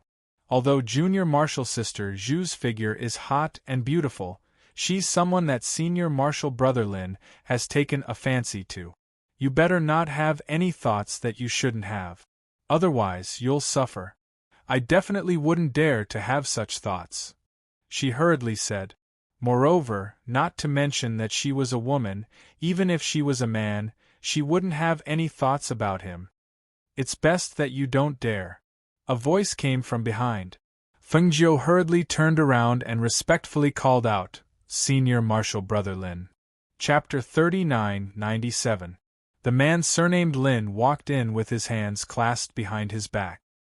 He glanced at Fengjiu, then walked forward and sat down at the table in the courtyard. Senior Lin, have some tea. The man surnamed He poured a cup for him, then sat down beside him. Fengjiu sighed inwardly, but a smile appeared on her face. She walked forward and said, Senior Lin, I met junior sister Zhu when I came back. She told me to tell you that she'll be looking for you in 2 days. You really just bumped into her on the way? The man surnamed Lin stared at Fengjiu. Without waiting for Fengjiu to speak, his face darkened. Or did you deliberately go there to wait for her? Senior Lin, please don't misunderstand. It really was just a coincidence. Junior sister Lin only said a few words to me, then asked me to pass on the message. It really was just that, she said anxiously. Then, she continued, only Senior Lin is worthy of someone like Junior Sister Lin. I know that I'm not strong enough, so how could I have such thoughts? I hope Senior Lin doesn't misunderstand. In the end, she managed to dispel the man's suspicion and hostility. After sending him off, she let out a sigh of relief.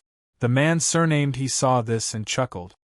You're usually quiet, but I didn't expect you to be so eloquent when you talk. Hearing this, Fengjiu's eyes flashed. This was already the second person today who said something like this. It seemed that she had unknowingly brought her personality into this role. If this continued, they would probably start to suspect her. With today's warning, she had to be more careful in the days to come. In the next 2 days, she sorted out some of the connections of the man surnamed Ruan. She also heard a piece of news from the side. That night, the leaders of the sect would be discussing some matters in the side hall.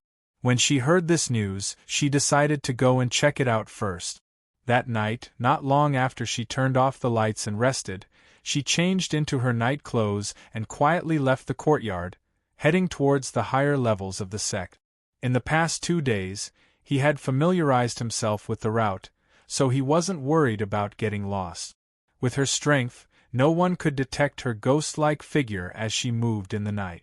Moreover, she had concealed her aura and moved stealthily. In addition, there were not many people loitering around the sect at night. They had all returned to their own courtyards to rest and cultivate. Perhaps the people of this sect were too confident and felt that no one would be able to sneak in, so the security here was not very strict. This allowed Fengjiu to easily enter the side hall where the meeting was taking place. She quietly crouched on the roof of the side hall, peeking through the cracks of the roof to see the scene below. More than 10 men and women were sitting on the left and right sides of the hall. Some of them were old and some looked very young. Of course, their real age was definitely not the same as the appearance they showed. She noticed that there were 3 beautiful women seated below. Their clothes were extremely revealing, and their beautiful eyes faintly carried a captivating charm. Moreover, their actions were slightly flirtatious. A gray-robed elder sat on the main seat. He held a dragon-headed walking stick in his hand. It looked like it was made of wood, but it also looked like it was carved out of something. Chapter 39-98. The people sitting here were people who did not often appear in the sect. It could also be said that they were the true experts of the sect. Every one of them was much stronger than the venerables below. This was especially true for the old man sitting at the main seat. His strength had clearly reached the God King level. His reserved aura was filled with a dignified aura. This aura was different from the God King level experts like Azura King or even the owner of the auction house. The old man's aura was so powerful that it seemed like it had been accumulated over a long period of time. It was definitely not something an ordinary person could compare to. Even if they were all God Kings, the old man was probably one of the strongest. She could not help but frown when she saw the old man's aura. Since there were so many God Kings in this region, why was there no one who could become the ruler of this region? Putting aside the Azura King and the others who had already died, just the old man before her was definitely more than qualified to be the ruler of this region. However, if she had not come here, she would not have known that such a powerful God King was hidden in this hidden sect. Seeing that the people below had already begun chatting, she gathered her thoughts and listened carefully. The disciple who went out to gather information has already returned. The ghost Dr. Fengjiu, the Azure Dragon Sovereign, and the others have disappeared not far from us. I've been wondering whether they'll come for us in the past 2 days, a middle-aged man said with a grave expression. Why would they come for us? It's not like we've provoked them. A beautiful woman glanced at that person and smiled charmingly. However, I heard that the Azure Dragon Sovereign is a rare handsome man. It's said that he's like a god who has descended from the heavens. He's really extraordinary. I really want to see him. A tall, skinny man sitting opposite her sneered when he heard that. He said, "Don't even think about it. He's not someone you can dream about. Haven't you heard that the ghost Dr. Fengjiu is a publicly acknowledged beauty? With such a beauty by his side, do you think the Azure Dragon Sovereign would be interested in an old woman like you? No one will think you're mute if you don't speak." The woman's face darkened as she glared at that person. "What? Did I say anything wrong?" The man replied. "All right, I called you here to talk business, not to listen to your bickering." The old man sitting on the main seat frowned. He knocked the crutch in his hand on the ground, and the people sitting on his left and right became silent, not daring to be presumptuous. The old man glanced at everyone in the hall with his sharp and cold eyes and said, "I've received news from the Myriad Buddhist sect that the old bald donkey gave the ancient golden lotus to Fengjiu and asked Fengjiu to help them find the Sarira and Heart Sutra." As soon as these words were said, the atmosphere in the hall became tense. No one said anything. They only looked at each other, and their faces became more serious than before. "Will she find us here?" a man asked. Chapter 39-99. Seeing his serious look, the crowd could not help but take it seriously. One of them asked, "Is she really that strong? Do we have to be afraid of her?" The old man held his walking stick with both hands and said in a deep voice, "I don't know if she is strong or not, but since she can kill Lord Azura and other divine kings, do you think she is easy to deal with? We are not weak. How do you know that we can't deal with her? She is just a woman. We haven't even fought with her yet. It's not appropriate for us to boost the morale of others and diminish our own," a middle-aged man said. Obviously, he did not think that he was inferior to a woman even though they had not really fought. One of them listened to their conversation and kept his eyes closed. No one knew what he was thinking. After a long while, he looked at the old man in the main seat and asked, "Sect Master, where is the Sarira now? Is it safe?" Hearing this, the people who were originally talking stopped. Their gazes moved slightly. They also looked at the old man in the main seat, waiting for his answer. They only knew that their sect had obtained the Sarira and had only seen it on the day they got it. Until now, no one had seen it again. No one knew where the Saraira and the Heart Sutra were hidden. The old man squinted his eyes and stroked his beard. He said, "It is in a safe place. You don't have to worry about it." Seeing that he was unwilling to say more, the man who spoke again. "Sect Master, we are relieved that the relics are in our hands. However, as for the Heart Sutra, when does Sect Master plan to take it out for us to cultivate? It is said that the Heart Sutra of the Myriad Buddhas sect can improve one's strength. After practicing it, one can learn anything quickly. Sect Master should let us practice such a treasure. After all, the stronger we are, the stronger the sect will be. There is no hurry. Let's talk about it after we get rid of Fengjiu and the others.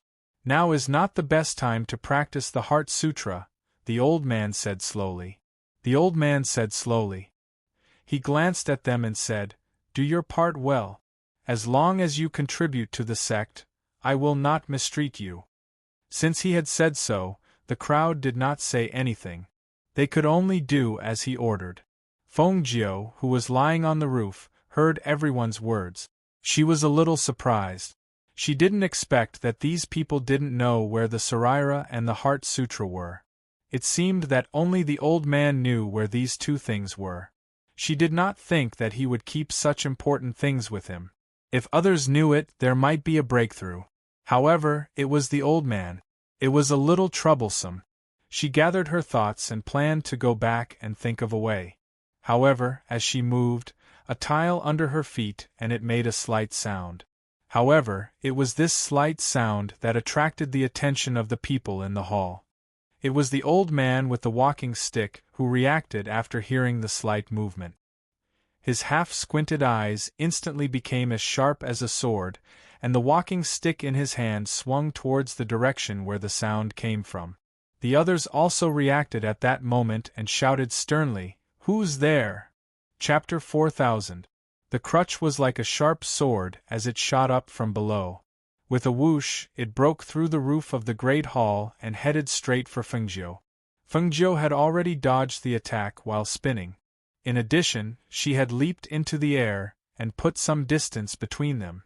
She had no intention of fighting them head-on. Hence, the moment the crutch flew towards her, she had already leaped into the air and dashed into the distance. When the people in the great hall rushed out and leaped onto the roof, they only saw a black figure disappear into the night. The speed was so fast that they were stunned. "Chase! We must catch this person." The old man had already arrived on the roof at some point in time. When he saw the black figure dashing away, he ordered the people around him to quickly give chase. Those people reacted and immediately chased in that direction. At the same time, they ordered people to guard the sect tightly so that there was no possibility of that person leaving. However, after a while, the people who had chased after the black figure returned with furrowed brows. When they arrived in front of the old man, they said, "That person ran away. We chased after him, but when we turned a corner, he was already gone." Hearing this, the old man's face darkened. A sinister look flashed across his eyes. He immediately shouted in an old but vigorous voice, "Guard that area tightly. Have people search immediately. He can't escape. He must still be in the sect." But looking at that figure, it should be a woman. A beautiful woman said. She frowned and pondered. Her body is light and her movements are nimble. It doesn't seem to be a man, but a woman. Hearing this, the people next to her were stunned. A woman? That can't be right. How could a woman be able to escape without a trace under our noses? You must be mistaken, right? It can't be wrong. That is indeed a woman. The woman said with certainty, "Even if a man's movements are nimble, he definitely can't be that light. It's definitely a woman." Hearing her say that it was a woman with such certainty, for a moment everyone's faces froze. They all thought of one person at the same time. Fengjiu. That Fengjiu seemed to have disappeared. Could it be that he had already snuck into their sect? No, no, no, that shouldn't be possible. Their sect was very well hidden, and they had set up many formations and boundaries. Outsiders couldn't possibly enter. Search. The old man said in a low voice, "This person is still in the sect. He can't escape. Take some men and search that area immediately." Yes. Everyone responded and immediately scattered, quickly gathering the disciples to search. Right now, they were in a tense period. They didn't know where this person had come from, and from the looks of it, this person wasn't weak. After a while, he jumped down and returned. After a while. On the other side, after Feng Jiu had shaken off the person who had been following her, she wanted to go to her courtyard. However, she didn't expect that the sect was already on high alert. The disciples had already been summoned and were searching. She avoided those people and quickly returned to her room in the courtyard. She took off her night clothes and boots and kept them in her space. Then, she lay on the bed to rest. Chapter 4001. What's wrong? Did something happen? On the other side of the courtyard, the man with the surname he walked out after hearing the knocking on the door. When he saw a group of people barging in with torches in their hands and murderous looks on their faces, he couldn't help but be dumbfounded. A spy has infiltrated the sect and is currently searching everywhere. Where are the people in your courtyard? A middle-aged man in the lead asked in a deep voice. His gaze turned and fell on Feng Jiu's room. Just as he was about to walk over, the closed door opened and a man with a slightly disheveled face, who was sleeping soundly, walked out with a coat draped over his shoulders. "Senior Marshal Brother He, what happened?" Feng Jiu had a sleepy look on his face as if he had buried his head in his sleep, causing his hair to be a little messy. "They say a spy has infiltrated the sect. Marshal Uncle Wang is currently leading people to search." The man with the surname he was originally sleeping soundly and was holding back his anger when he was woken up. However, the person leading the group was a martial uncle, so he didn't dare to be impudent or dissatisfied. When Feng Jiu heard that a spy had infiltrated, he couldn't help but be shocked. He looked at them and exclaimed in a low voice, "What?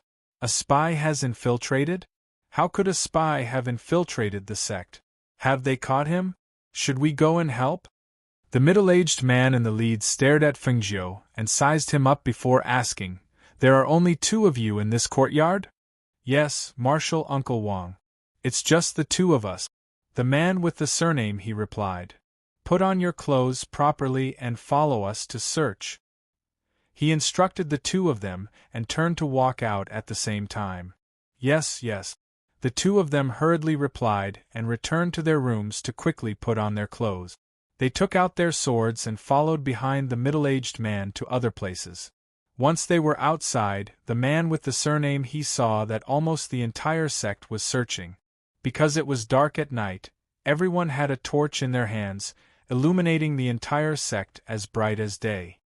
"Marshal Uncle Wang, what kind of spy has infiltrated? Why is there such a large formation?" The man with the surname he asked curiously. "It's a woman."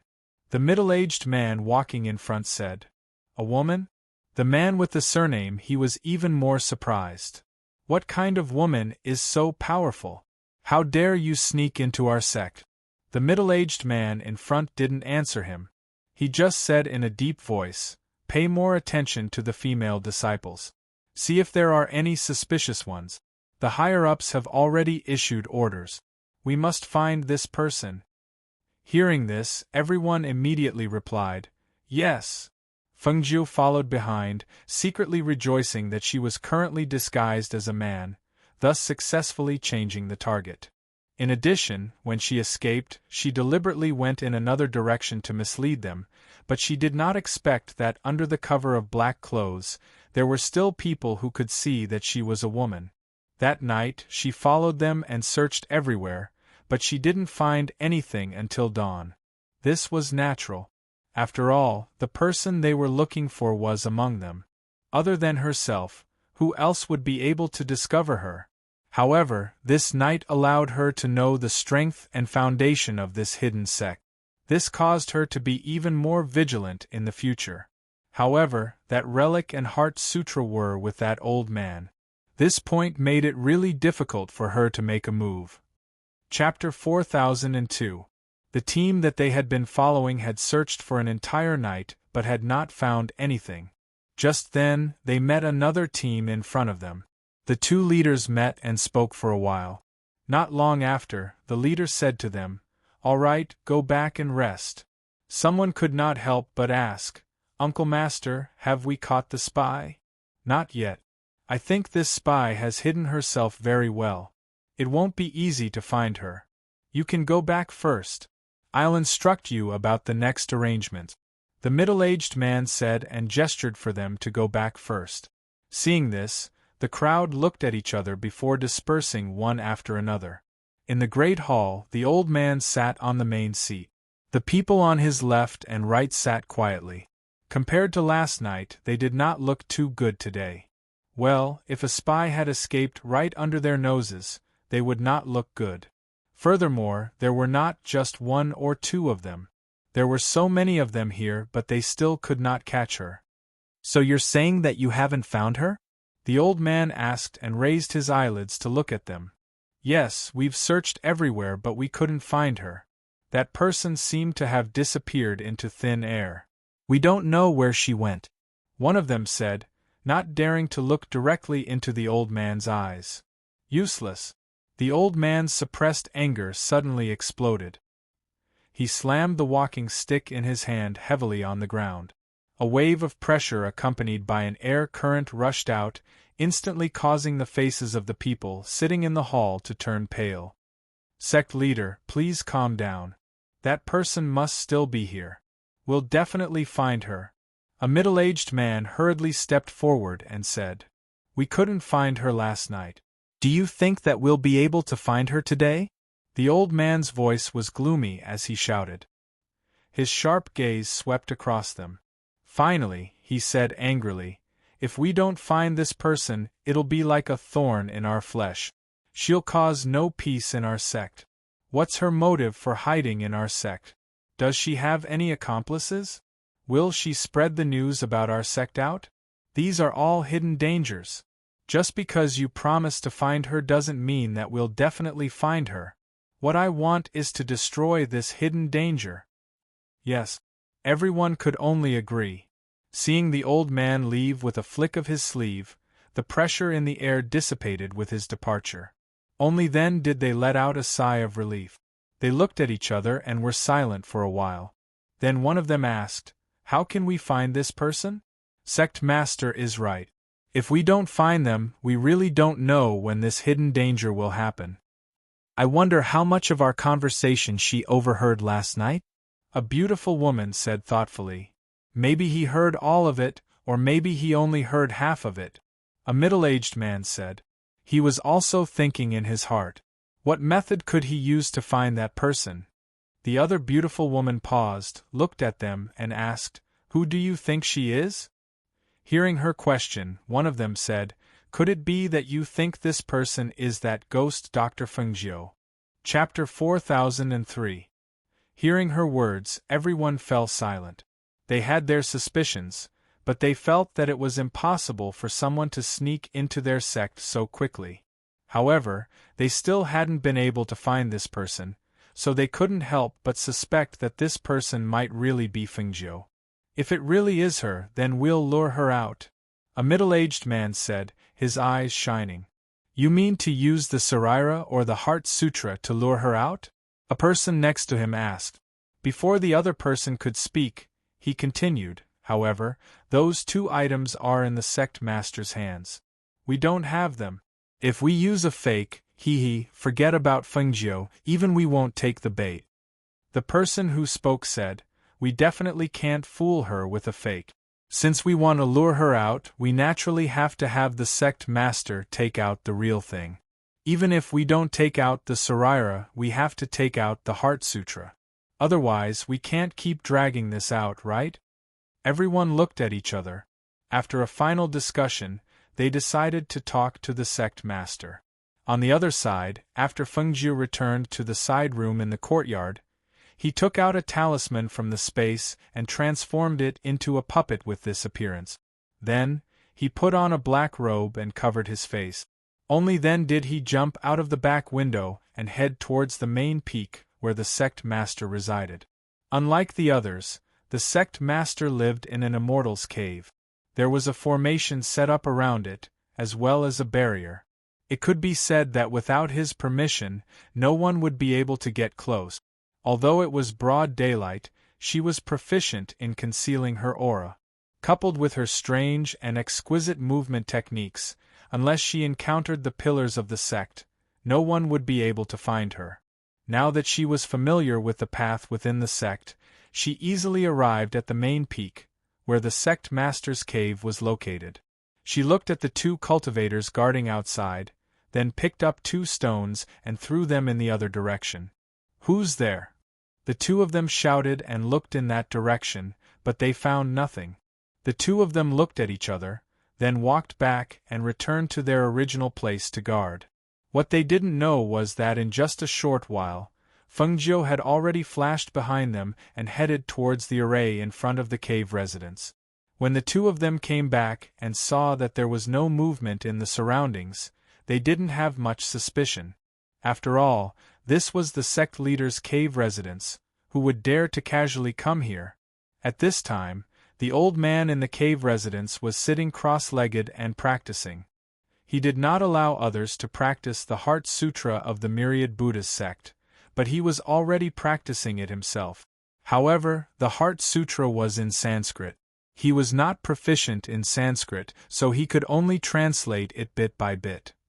So far, he had only translated the first level of the Heart Sutra, but it was enough for him to practice first. He, who was concentrating on practicing the Heart Sutra, did not know that a figure had quietly come to his cave residence. Fengjiu looked inside the cave residence from outside. She had a certain understanding of the cautious nature of the sect master of this reclusive sect. In this sect, in addition to people guarding outside his cave residence, there were also formations and barriers. She knew that the Sarira and the Heart Sutra must be hidden in this cave residence. The other party's strength was extremely strong, so she could not release her divine awareness to investigate. However, just as she was about to go inside to investigate, she heard voices coming from outside. Chapter 4004. The 2 cultivators standing guard outside dared not delay. After replying, one of them walked inside, his figure disappearing into the magic array. The other person remained in his original position. They were the sect master's trusted aides, and only they could enter the array formation behind them. However, even they did not have the qualifications to enter the cave. Even if they wanted to report, they could only do so outside the cave. The middle-aged man who came watched the cultivator go in and disappear. His eyes lit up. Even people like them didn't have the chance to explore this cave.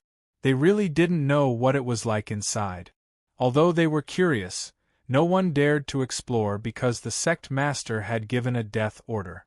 Anyone who trespassed would die. Because of this, even if they were curious, they could only suppress their curiosity. After Fengjiu heard the sound from outside, his figure flashed and he instantly disappeared into the void. "Sect master, the head elder is here," he said. "He has something to discuss with the sect master." The cultivator spoke from outside the cave. His voice carried a trace of spirit power, which allowed his voice to pass through the cave's stone door and into the cave. The sect leader cultivated for a while, but because the person hiding in the sect had not been caught, he could not calm down. He tried a few times but still could not enter the state. Thus, he could only exhale and stand up. At this moment, he heard a voice coming from outside. When he heard the words outside, he frowned. "Got it. Tell him to wait." After his voice came out, he didn't immediately go outside. Instead, he waited for the cultivator outside to respond before going outside. With a flick of his hand, the walking stick that was placed at the side fell into his hand. Using the walking stick, he walked outside step by step. When he arrived outside, he pressed the mechanism inside the stone door. The stone door slowly opened, and he walked out from inside. Seeing that the cultivators waiting outside had already left, he reached out and pressed the secret compartment on the wall outside. The stone door closed once more. Only then did he walk out of the barrier with one hand behind his back and the other holding his walking stick. He stepped into the array formation and arrived outside. What is it now? Didn't we just finish our discussion? The old man looked at the person in front of him impatiently. Why did he come to find him again when he hadn't caught the person? Sect leader. The middle-aged man bowed and said, "Everyone would like to invite the sect master over again. We have an idea to lure out the person hiding in the dark, so—" Hearing this, the old man's face was still gloomy, but he did not say anything. He only said, "Let's go. It's best if this method can really solve the problem." The middle-aged man didn't dare to say more and followed behind him. After they left, Fengjiu came out of the space and walked towards the stone door. Her mind was thinking about the secret compartment that the old man pressed on the wall. She searched for it for a while but couldn't find it. She searched carefully again and finally opened the stone door slowly. Seeing the stone door open, she restrained her aura and walked in.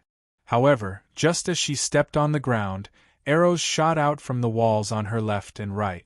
She immediately rushed forward, and her figure moved forward, avoiding the arrows that were shot from the left and right. After a few breaths, the arrows stopped and the wall returned to normal, as if the mechanism had never appeared. Chapter 4005. There was no nervousness in her eyes when she encountered danger, only excitement and anticipation. As long as she got the item, she could go back, and it was obvious that the item she was looking for was inside. Her clear eyes were filled with joy, and her gaze swept past the small arrow holes that had instantly recovered on the wall. Under the circumstances where the arrows did not hit anyone, they all shot into the other party's arrow holes, and the small arrow holes on the wall were also restored to their original state. However, she stood there and did not move. Instead, she vigilantly stared at the ground and her surroundings. There was a mechanism in the passageway that led to the cave dwelling, so there must be another mechanism waiting inside. She had to take a look first, in case she left any traces that would alert the old man. After all, she did not know if she could find what she was looking for today. She looked around carefully and couldn't help pursing her lips into a smile. She turned around and walked forward. Some took big steps, some took small steps, some slightly to the left, and some lightly brushed past. After walking around and familiarizing herself with the surroundings, she went from the outer room to the inner room. When she entered, she realized that there was a completely different world inside the cave dwelling. There was a door on the left side of the cave dwelling, and behind that door was a cliff. When she saw the cliff outside the door, her eyes flashed with a glimmer of light. Why did this old man open a door here? This place was located at a high place, and once the door was opened, there was a cliff, so it was not possible to go out for a walk. The only reasonable thing was that it could be used for running. Perhaps this old man did not usually leave through the main door, but through the back door? She stretched her head slightly to look down the cliff, and could faintly hear the sound of water coming from below the cliff. Retracting her gaze, she turned her attention back to the cave dwelling, and after sweeping her gaze around, she began to search. Because she could not be found out that someone had entered, her movements were relatively small, and she tried her best not to mess up the furnishings and not leave any traces of her searching.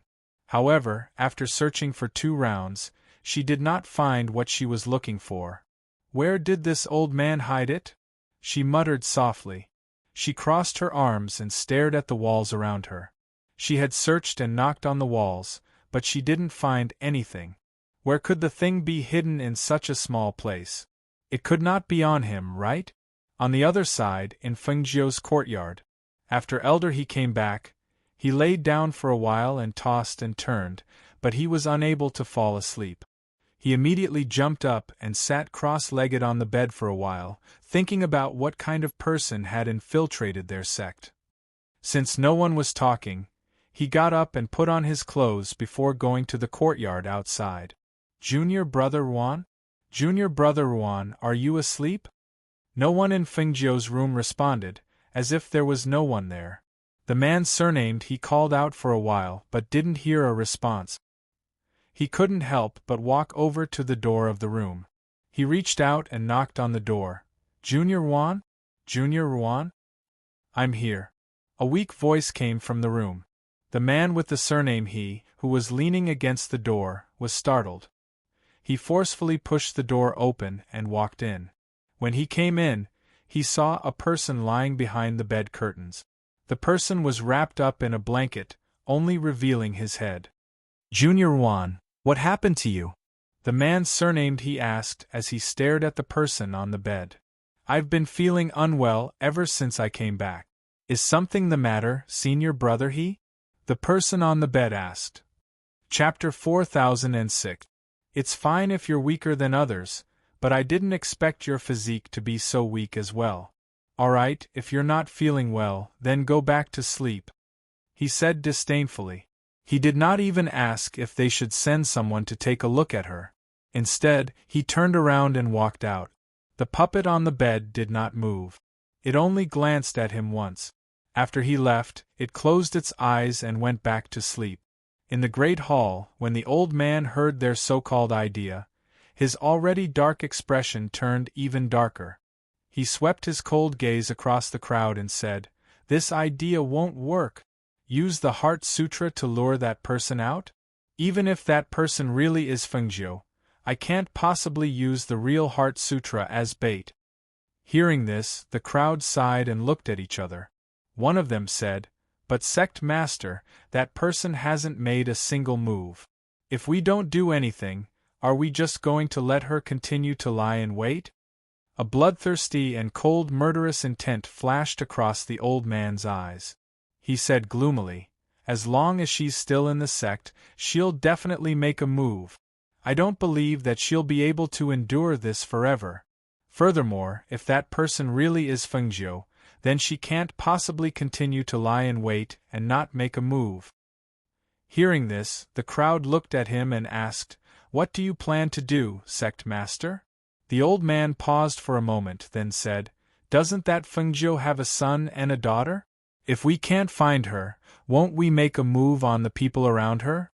The crowd was startled and looked at each other. Actually, it wasn't that they hadn't thought of this. However, with their cultivation, if they were to leave this place, they would be the overlords of a region. They really couldn't be bothered to make a move on a new disciple. That was why they didn't mention this idea. They didn't expect that the first person to say it would be their sect master. "What? My idea isn't good?" The old man's malicious gaze swept across the crowd. "Sect master, we'll go back and make the arrangements." The crowd hurriedly stood up and said, "Wait." The old man looked at them and said, "If Fengjiu is still hiding here, then we have to be careful not to let her escape. The people we send out to carry out this mission must be carefully selected. Don't send out any random disciples. Those who go out must be at least venerable ones in the sect." Above the venerable realm? Everyone was stunned and exclaimed in a low voice. It should be known that in their sect master's office, venerables were allowed to accept disciples. In the sect, there were a total of 43 venerables. These people could be said to be the people who often walked around the sect master. Those who were sitting here were venerables and above. Usually, they wouldn't appear in the sect at all because they were the main figures in the sect. But now, the people who were sent out were venerables and above. Didn't this mean that perhaps some of them would also have to go out and carry out this mission? That's right. Don't send any disciples out. If you want to go, you have to be above the venerable realm. Pick 15 venerables, and 3 to 5 of you will go," the old man said in a deep voice. He looked at them and said, "That Fengjiu's people are all extremely strong. If you go out, you might be able to fight against them." Hearing this, the crowd didn't say anything. They were a little hesitant to go. They all knew that Fengjiu's husband was the Azure Dragon Sovereign. Apart from that, there were also Fengjiu's strong subordinate. If they went, they might not be able to return.